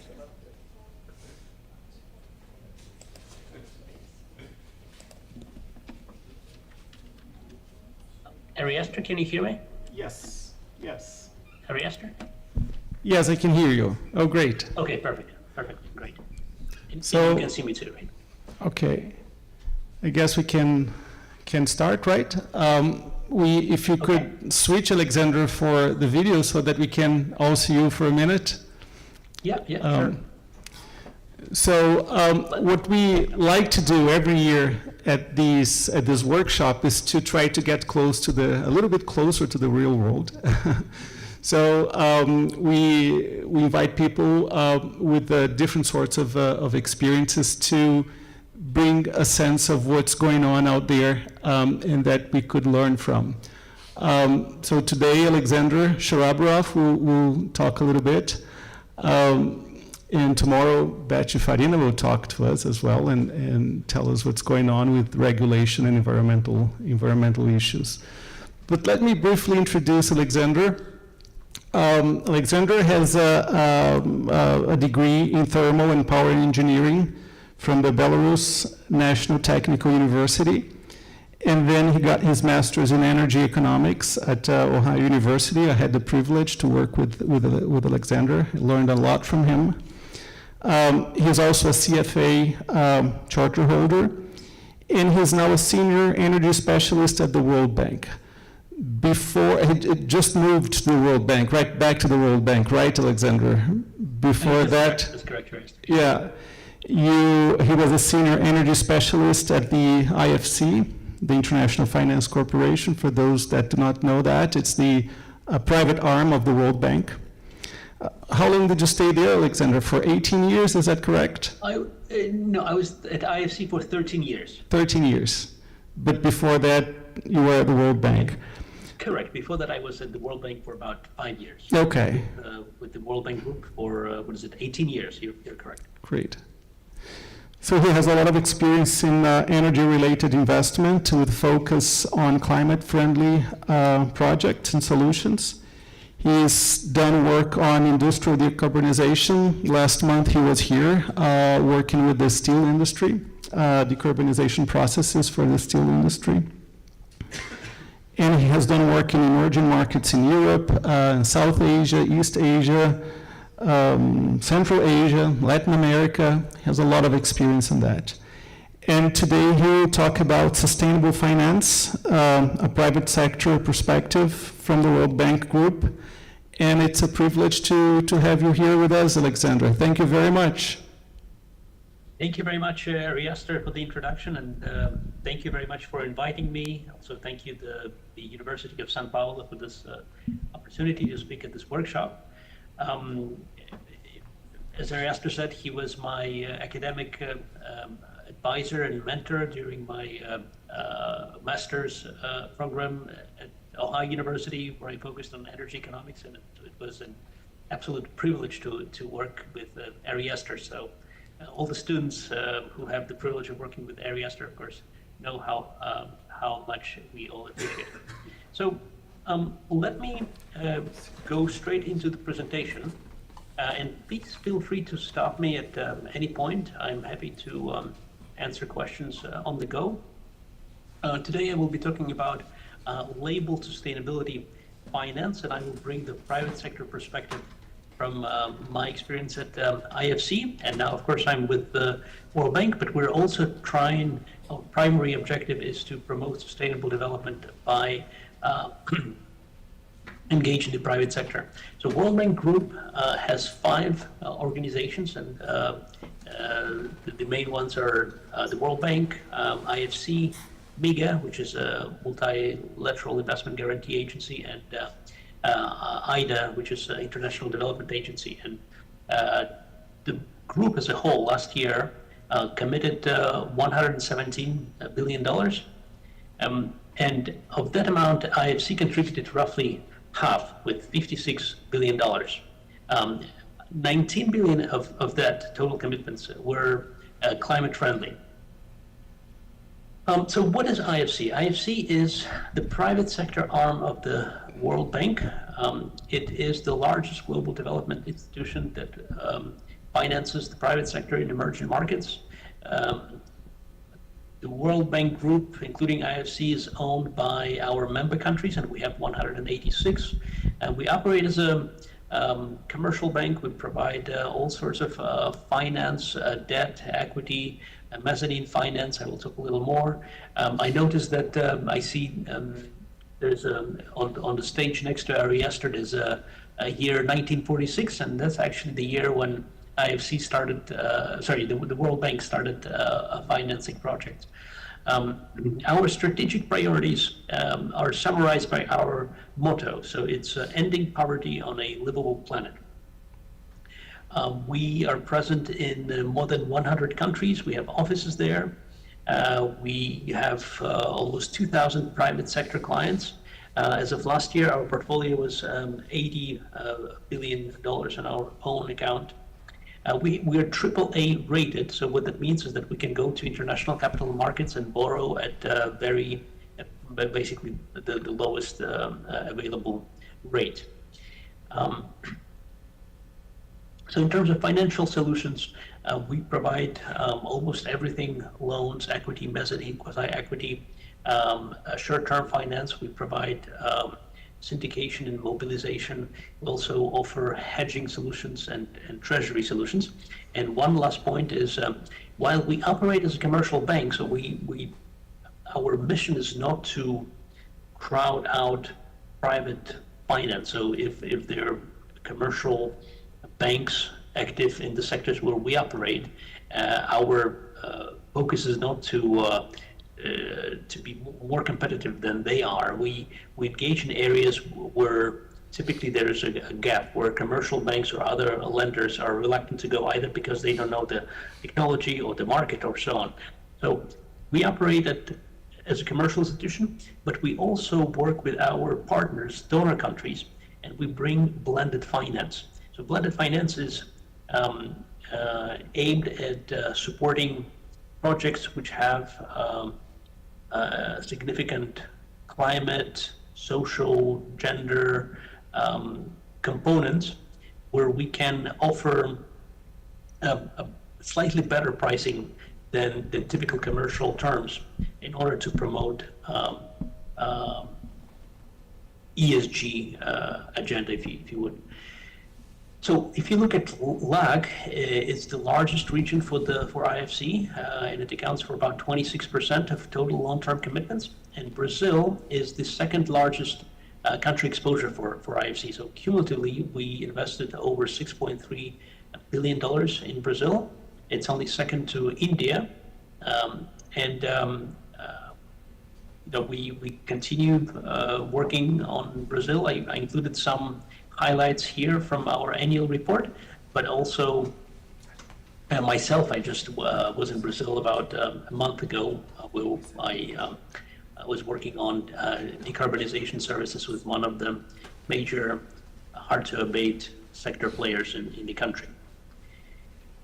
So let's talk about GSSS finance. So it's global, social, sustainable, and sustainability-linked finance. And all of that refers to as labeled financial products. And Alexander, typically follow, yes. let me interrupt you. If I don't know if that's the point you'd like to share your presentation. I am sharing. You're not seeing it. No, not anymore. I thought you were making like an introduction. Sorry about that. I'm sorry for this. I was going through slides. Sorry. Apologies for that. Okay. Let me know if you can see my presentation. It should be full screen. Yes. Okay. Well, thank you, Arias, for stopping me. So I went through the slides where, well, you can. I won't repeat myself. You can look at them after the workshop. But let me now talk about the GSSS finance. So fundamentally, there are two different types of products. There's the use of proceed product, and there's target-driven or performance-driven finance. And here we're specifically talking about debt or fixed income. So if you are if you're raising debt, if you're issuing a bond, we're talking about bonds. If we are a lender and we lend money to our clients, we provide loans. So I will be talking about these two products, loans and bonds. So for the use of proceeds, it's what we call follow the money. In this case, the loans or bonds, and I'll go into more details, so they're green, blue, biodiversity, and social bonds. They are used for a sizable project or pipeline of projects, and the use of proceeds is prescribed. So as the borrower, you cannot really use a green loan or basically the use of proceeds loan for anything but what is agreed in the loan agreement. We'll go a little more into it. So there are various standards on the market. There are two major associations, ICMA, which is International Capital Market Association, and a Loan Market Association. And so they develop green loan principles. There's also IFC has developed our taxonomy. So we have IFC blue finance typology, we have biodiversity finance, and so on. The target-driven or the performance-based finance, they're typically referred to as sustainability-linked loans or bonds. And those are used for a corporate loan with flexibility in use, and the pricing incentives the pricing depends on whether a borrower would reach its targets or not. And there are different type structures. There are what's called step up or step down. So your interest rate would either go up or down based on whether you would meet your target. And again, these two associations that I mentioned provide standards for these. So some more overview of these bonds that we spoke. So the first three, the green, the blue, and social loans, they're the use of proceeds loans. And the last one, a sustainability-linked loan, is a performance-based or target-driven instrument. The common theme here, and we'll go a little more into detail about this, is the key requirement here is report. So whether you are the use of proceed, whether you use the use of proceed instrument, or whether you use a sustainability-linked loan, you have to report back to the lender annually. And so there's a certain protocol and process for doing that. Now, what are some of the examples of the eligible uses of proceeds? So I will not go through all of them. But some of the major ones are green buildings, So at IFC, we have IFC Edge certification. There's also something called LEED certification and so on. So when a building complies with the certification, so it typically is more climate efficient compared to a standard building, so it uses less energy. So that would be one example of the use of proceed. Another one is renewable energy, and so on. So for instance, if you borrow on a green loan, you would not be able to finance, say, a fossil fuel project, like a coal project, without breaking covenants. So your use of proceeds is prescribed and regulated by the loan agreement. A critical part for a company to be able to utilize a green loan or bond is to have a green finance framework. And so this green finance framework that the company has to develop, it has to include the eligible use of proceeds, how the projects will be selected, what systems will be put in place to track the use of proceeds, what kind of reporting a system will be set up. And importantly here is verification. And verification is for a company to have a second-party opinion provider who would review the green finance framework and provide an independent opinion whether it's in compliance with best market practice. So it's not enough for a company to say, yes, I have a green finance framework.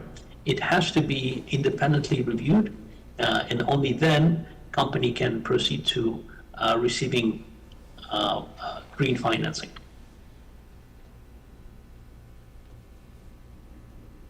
So for sustainability-linked loans and bonds, so they follow this principle that we discussed. It's a general purpose instrument. So as long as you have an ambitious target as a company, the borrower will not monitor how you spend the money. So it's up to you as long as you meet the target. And the target, ideally it's a sustainability performance target. They have to be ambitious. And so what that means, they have to be over and above what is required by law. So for instance, if there's a law in a country that says that, you know, a certain industry has to improve its efficiency by energy efficiency by 15% by a certain time frame, then you cannot really put it as a target in your sustainability-linked finance just because you're already required to do it. But if you say, I'm going to go above it, so I'm going to go beyond what is required from me, and I'm going to reduce my energy efficiency by 30%, I'm just using it as an example, then that's something that could be entertained as a target. Again, similarly to green finance, a borrower will have to have a sustainability-linked framework, which again will have to be reviewed by a second-party opinion. And again, there's an annual reporting required and validated and reviewed by an independent third party. So here are some of the KPIs that could be used, and I will go into a little more detail. Actually, last year, IFC financed Votorantim in Brazil, the largest cement manufacturer, and we used the sustainability-linked loan. The target, one of the targets, has multiple targets, but one of them is for Votorantim to double its use of alternative fuels, primarily biomass, in its operations. So that can be one example. So what type of companies or clients are best positioned to receive sustainability finance is those that have a sustainability strategy, and as we mentioned, the SLF framework. If they don't have an SLF framework, at least they should have established sustainability ambitious targets. So, for instance, Science-Based Target Initiative, SBTI, would be great to have. Ideally, it's companies which have sufficient historical information about the operation, at least 3 years, ideally audited, in order to understand the company's track record and sort of establish the baseline in order to establish the target. And of course, companies which have governance and capacity to manage and implement their sustainability agenda. So it's, in terms of SLF framework, it's similar to green finance. If you go back there were 5 squares, here we have 6, and the difference here is number 4, which is this financial and structural characteristics. Again, the incentive mechanism for the coupon step up or step down, depending on whether a target would be achieved. So here I put together some of the examples of the targets the cement companies, international cement companies, used to raise sustainability-linked bonds. And you can see here that they vary. Some companies set up scope 1, scope 2 emissions, and then with cement companies, you have to look whether it's per clinker or a ton of the final product, which is called cementitious material. Some companies just do it for scope 1. Some, the best practice is probably to include scope 1, 2, and 3. Some of the examples of IFC, green and sustainability finance, including in Brazil, there are 2 companies, Natura & Co., where IFC provided a sustainability-linked loan of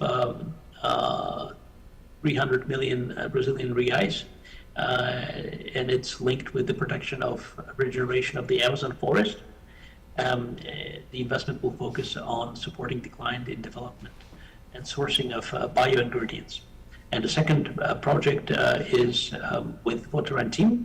It's a sizable loan of 150 million US dollars, and some of the targets were doubling of the use of alternative fuels and reducing emissions. And here in this link, you can find a testimonial from Votorantim of working with us, where we also deployed IFC cement decarbonization tool. So now that we've gone through the basics of use of proceeds instrument and target-based or performance-based instruments, let's look at where the market is. Every year, IFC produces a report on green bonds in emerging markets. So I included the link in the bottom. And here you can see that the market reached over $1 trillion. Again, these are GSSS bonds specifically. 3/4 of this amount is green finance. So the market is dominated by the use of proceeds instruments. If you look at the chart, developed economies, they're dominating the issuance of green bonds. However, there's something notable in that emerging market bond issuance increased by 45% in 2023 compared to 2022 and reached $209 billion. That's an all-time high. Of that amount, China accounted for almost half. It increased by 28% year on year. But other emerging markets, they really stepped up, and they increased their GSSS bond issuance by 65%.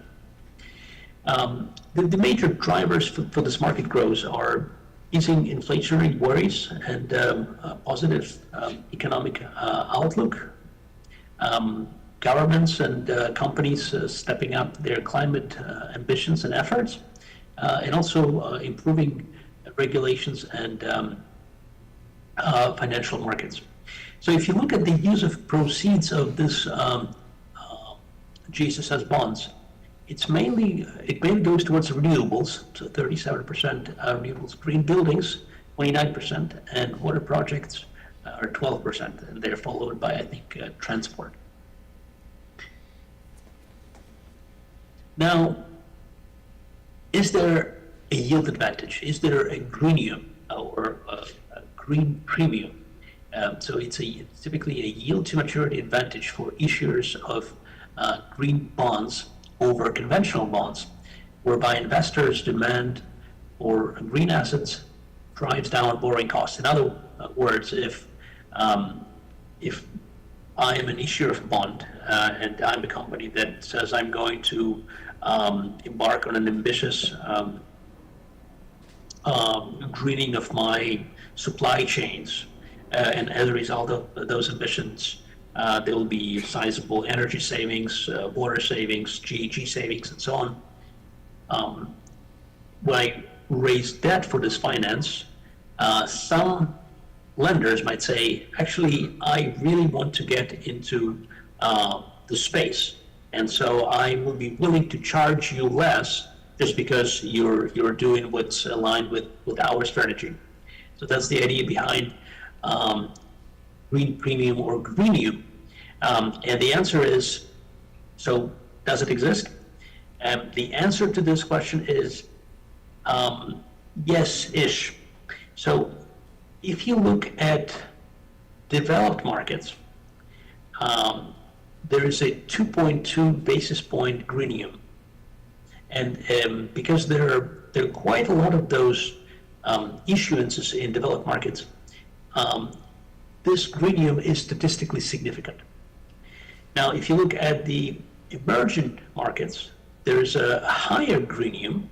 However, it is not statistically significant due to the small number of observations and relatively high standard deviation in emerging markets.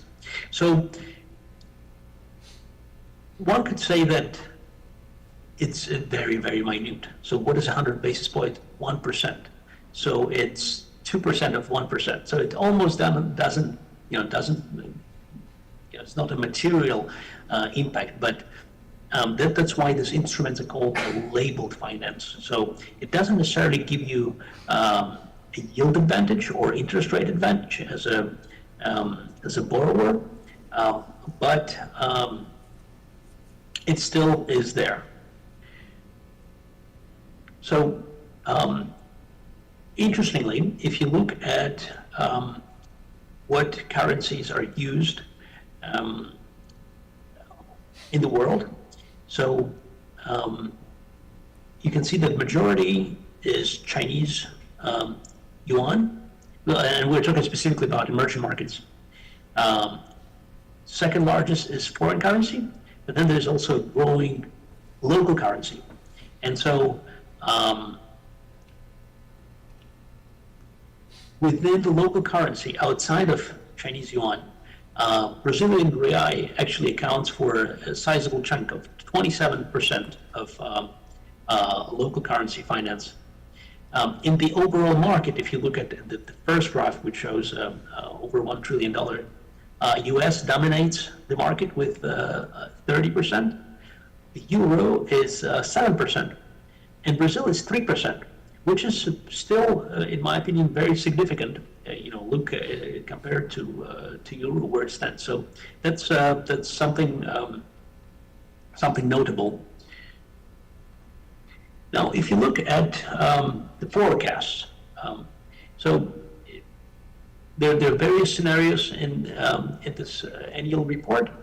The central scenario, which is used as the most likely scenario, it was given a likelihood of 70% by Mundi. It forecasts ongoing strength in GSS bond issuance, again backed by investors' demand for sustainable action and funds making climate commitments. So, of course, this can change, but so far what we're seeing is that this type of finance is certainly growing. So I will stop here. I'm welcoming questions. If you'd like me to go to any specific slide, I'm happy to, or if you want to have any other discussion, please let me know. Thank you very much, Alexander. Would anybody like to ask any questions? There's one back there.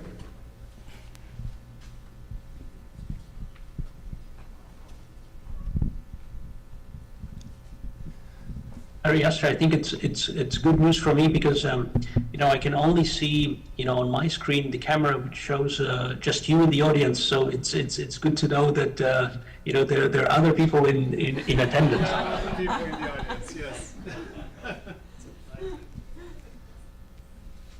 So I don't think you are seeing us, but can you hear us? Yes, I can hear you. Okay, so let me just introduce, to give a name.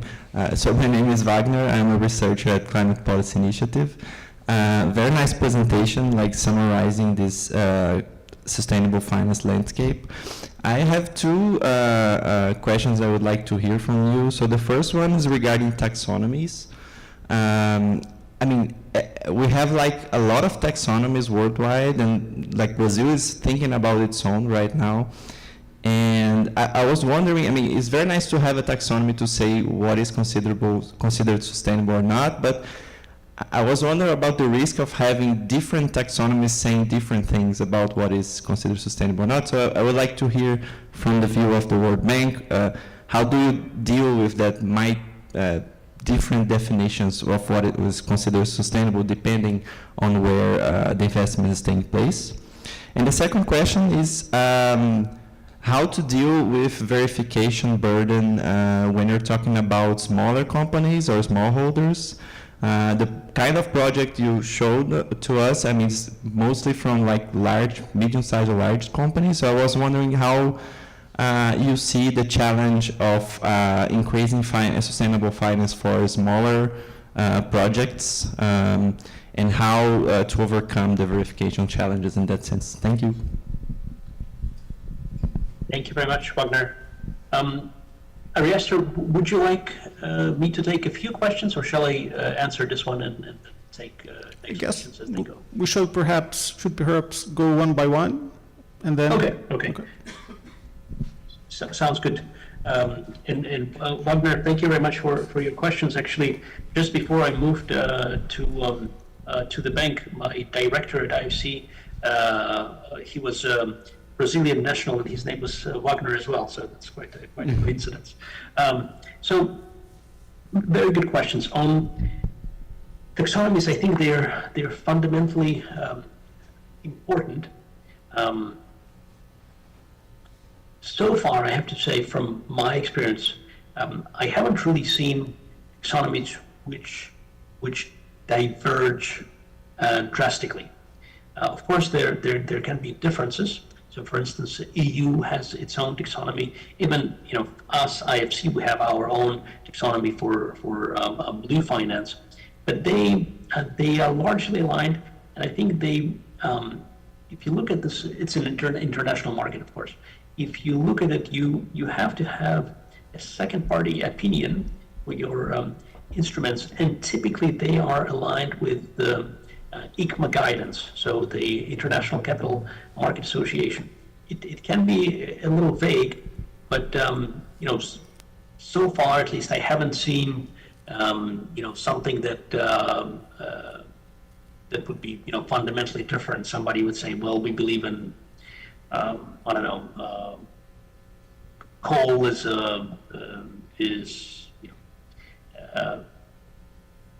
renewable because many million years ago it was a biomass or something like that. So I don't think there's fundamental differences. For verification where SMEs, it's a brilliant question. This is something, of course, that most investors struggle with. The larger companies, even for some of them, it's establishing this measurement and verification and evaluation programs is an undertaking, and not everybody has them. They have to be incorporated into the company's sometimes accounting. There's a SAP system and so on. So it has its own costs and challenges. And for smaller companies, what we call small, medium-sized enterprises, SMEs, it is a challenge. And so one avenue is that we're exploring is that the largest, if you look at IFC departments in our investments, the largest part of our commitments goes to financial intermediaries, where we provide debt finance to commercial banks in countries who then on-lend the money to others. And so this, can be an example where it can be difficult for a bank to then go to smaller companies and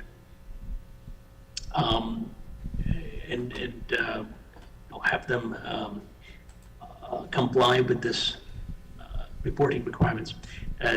Changing my hat from IFC to the World Bank, we're actually right now working on a project preparation in Latin America, where the focus will be actually to provide what we call technical assistance to SMEs to build up this capacity. So it is a process. So you're absolutely right. Not everybody can receive it, and especially SMEs that are a tough market for this. So I think with technical assistance, their ability to become active members in this market can increase. Most likely they obviously won't go to issue a bond themselves. Probably for them we're more talking about green loans and sustainability linked loans, and then that's where the local commercial banks enter into the picture. Please let me know if my answer was clear, or if you want me to clarify anything. He's saying yes, it was clear. Great, So thank you. there's one more question for you. Okay, I'm Elizabeth Farina, senior professor here in the University of São Paulo. Do you think that cooperatives or associations could be a way to integrate the small and medium companies? Especially when you have a long chain, a long supply chain that you have to measure or to analyze, evaluate each one of the stages of this long supply chain. Right. Thank you very much, Professor Elizabeth. Very good question. And the project that I mentioned that the World Bank is currently preparing, it actually is exploring this exact avenue to work with associations which represent SMEs. And the angle that we have is actually to promote this technical assistance. So basically to use association as a funnel for us to increase capacity of SMEs, to basically train them. It's not rocket science, but you still have to do it in a certain way. So through associations, our reach can be increased. We can use associations as a platform to teach SMEs and to build their capacity in terms of this requirements that come with green or sustainability linked finance.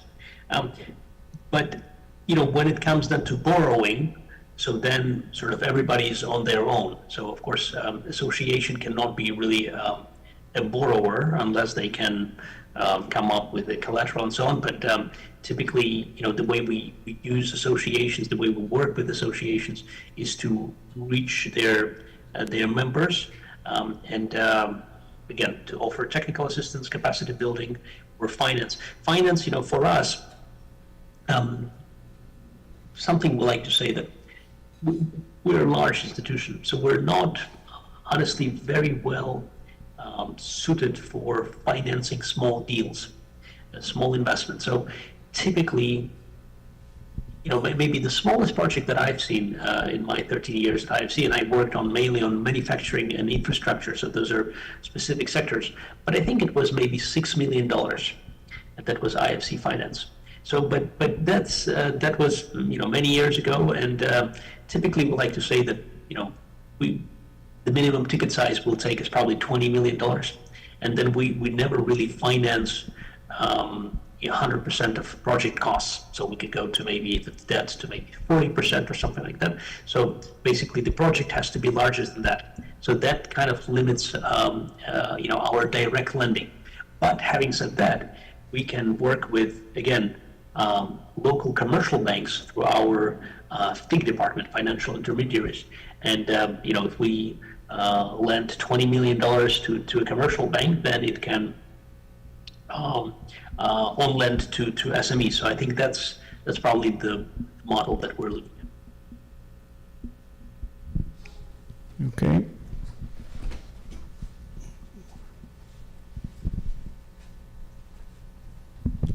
Hello, I'm Claudio Lucinda. I work with Ariaster and Elizabeth. I'm also an organizer at the low carbon markets. I have a question. Recently, we've been seeing several stock exchanges introducing indices composed of companies that conform with some sustainability guidelines. Brazilian Stock Exchange has one. I'm sure the New York Stock Exchange has another one. So it's a sustainability finance product, but it's not related to the World Bank. But I think it's somewhat complementary in a sense that it provides some information that can be helpful to these companies to reach either IFC or the World Bank to get money. So I would like to hear from your perspective on such indices and how they could complement or be helpful in terms of you guys at IFC reaching your goals. Thank you very much, Claudio, and thank you for also this excellent organization of the workshop. Very good question, and if let me make sure I understand what you're saying. So you're probably referring to the mutual funds or ETFs, exchange traded funds, which trade on equity markets, stock exchanges. And they are comprised of certain companies with an ESG lens, this is probably more common in developed markets, as we saw this chart that showed the overall debt issuance of over $1 trillion. And if you can see here, it's really dominated by probably by 70% by developed markets. So that's quite common. In developing markets, I think there are less funds of that nature, just because funds by definition, or traded funds, they need to have a certain diversification, and so typically in emerging markets there might be a smaller number of companies that would fit within their criteria. But largely, I think the synergy is that most likely the companies which are indexed in those funds, they would most likely qualify for raising green or sustainability finance debt. It's just that typically these mutual funds or ETFs, they trade equity. So that's the other side. There is something that we also look at green equity investments, but those are I think much more complex, just because by nature it's very difficult to track where the equity money goes.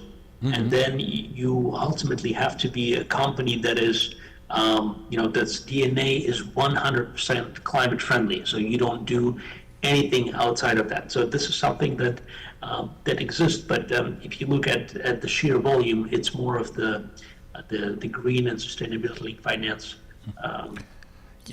debt instruments. Just to clarify a little bit, the ETFs usually tend to track some indices. So the stock exchange themselves tend to introduce some indices in which there's this basket of shares that from companies that tend to be somewhat sustainable or carbon friendly or something like that.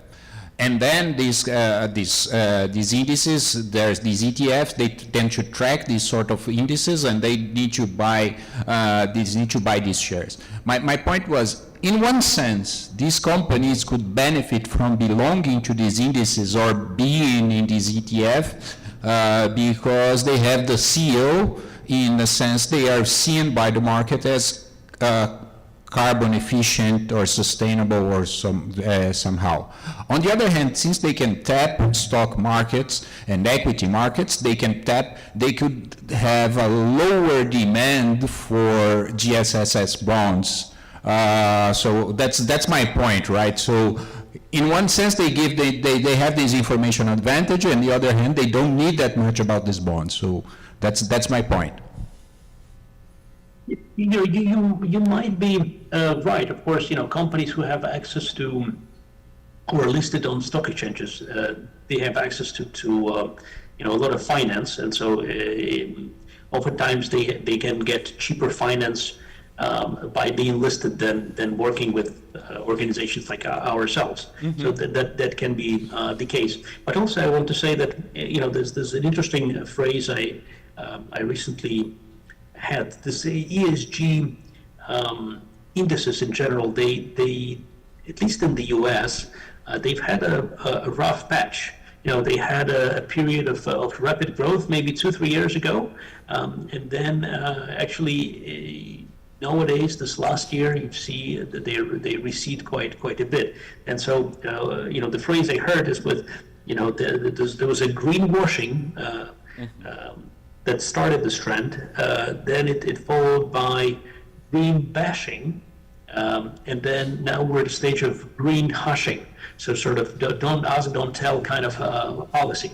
So I think the market sentiment is also changing, and that also, as we saw, it drives this greenium in a sense. If there's more demand, of course, you would have a higher spread, better advantage.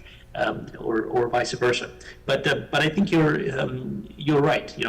Companies who comprise of this mutual funds, exchange traded funds, if they are listed, they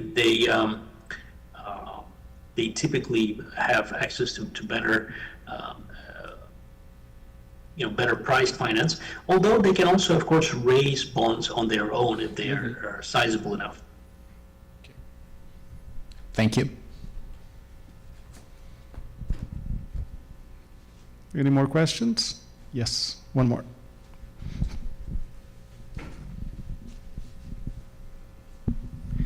Hello there, my name is Sandro, PhD student at University of São Paulo. Do you mind commenting on how you calculate the green premium? Was it comparing the yield of the green premium with the theoretical yield curve of the issuer? Yes, correct. So it's in essence it's a theoretical construct, and if you go on this link on the report, the Amundi provides its methodology, but basically they try to find comparable bonds with the same modified duration, with the same borrower, with the same type of sector and assets, and then they try to extrapolate if they don't have a direct comparison. So it is a theoretical construct, and it's basically the difference in spreads.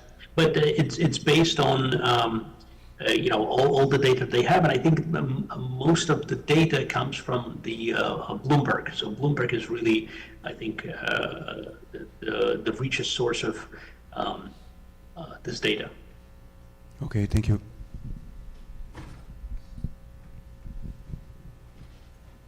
Yes, we have time for one or two questions if anybody would like to ask any questions. No? So Alexander, thank you very much. This was very nice, huge learning curve for me. It's nice to see a lot of the questions that I have actually started answering there, which were related to how big this market is and how much it's growing. It seems like there's solid growth, right, in emerging markets. I was also curious about what types of bottlenecks you have seen over the years, in the sense that made it difficult for companies down here or in the emerging markets to actually take the money and implement projects. Is it more of a are those more technical barriers, human capital type of barriers? If you could give us a quick sense of what you have perceived as a bottleneck in the past, and whether we're in a position to overcome these bottlenecks, that would be great. Thank you, Ariaster. No, you're absolutely right. The issues of GSSS finance instruments in emerging markets rose by, I think, 45% year on year. Of course, there's, we're after the COVID period, which is quite volatile. I think, the bottlenecks, I think, are probably more on the demand side, meaning on the borrowing companies side than on investors. I think there are still plenty of investors who have appetite for GSSS lending in either developed or developing countries, so it's there. It's more of, if you think about it, the reason I like to think this project are called labeled instruments is because they used more as a signaling. I am as a borrower, my company is sustainability oriented, climate oriented, this is why I'm doing this. But the price for me, there's not really a huge advantage, right? This greenium is very minimal, so it's not really material enough to drive me to do it. It's more than you have to say, well, what do I need to sort of pay for the signaling to the market that I'm a climate-friendly company? And then it basically you comply with additional reporting requirements compared to standard debt instruments. So I think that's probably where, some companies might say, well, it's much easier for me to go and borrow, from a commercial bank that I have a relationship of, 10, 15 years, and they know me, and I don't need to report as much, as opposed to, somebody who offers this, very appealing, very,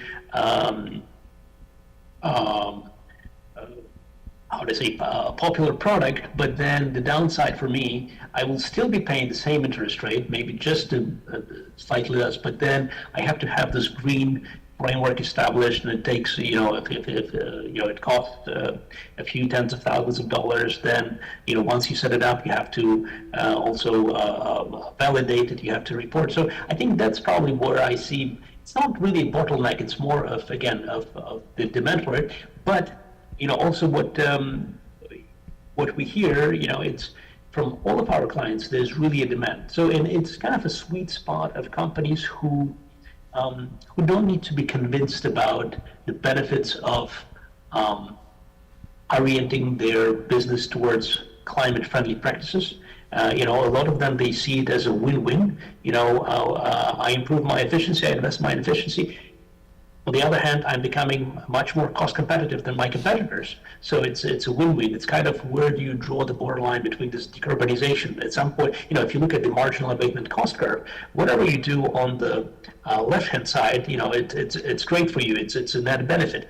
Once you go on the right-hand side, then so it really kind of sensitive for each company. But I think that if you again look at this.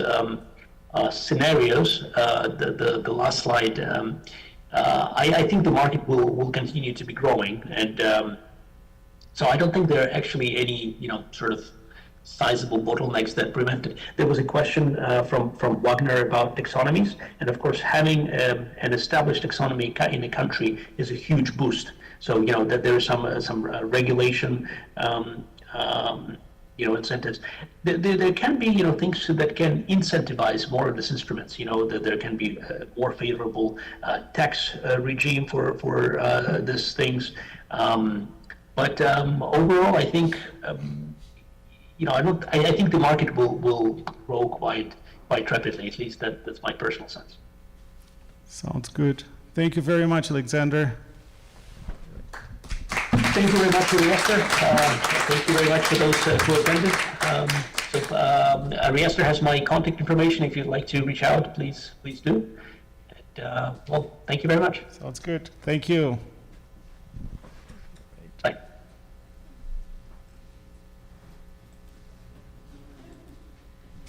All right. And we're wrapping up for today. We start tomorrow at 10 a.m. I'd like to invite everyone to take a picture right here. And we are going afterwards to Canto da Mata to grab a drink or eat something. So everyone's invited to join us. So let's take a picture for the first day.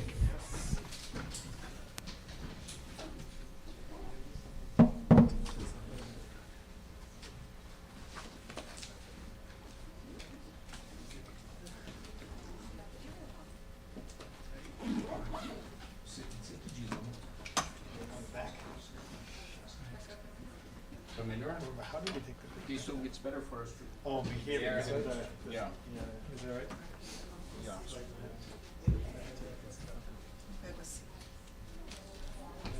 Yeah, the taller ones behind, the shorter ones in the front. Yeah. Pode sim.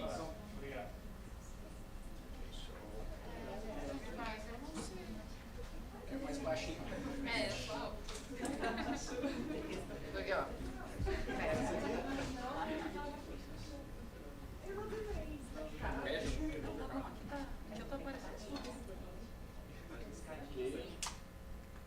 Não está aparecendo lá atrás suas cabecinhas. Pode ficar pro lado, que tem espaço na câmera. Pode ficar ali. Então suas cabecinhas assim, ó. Pode sentar também, dá certo.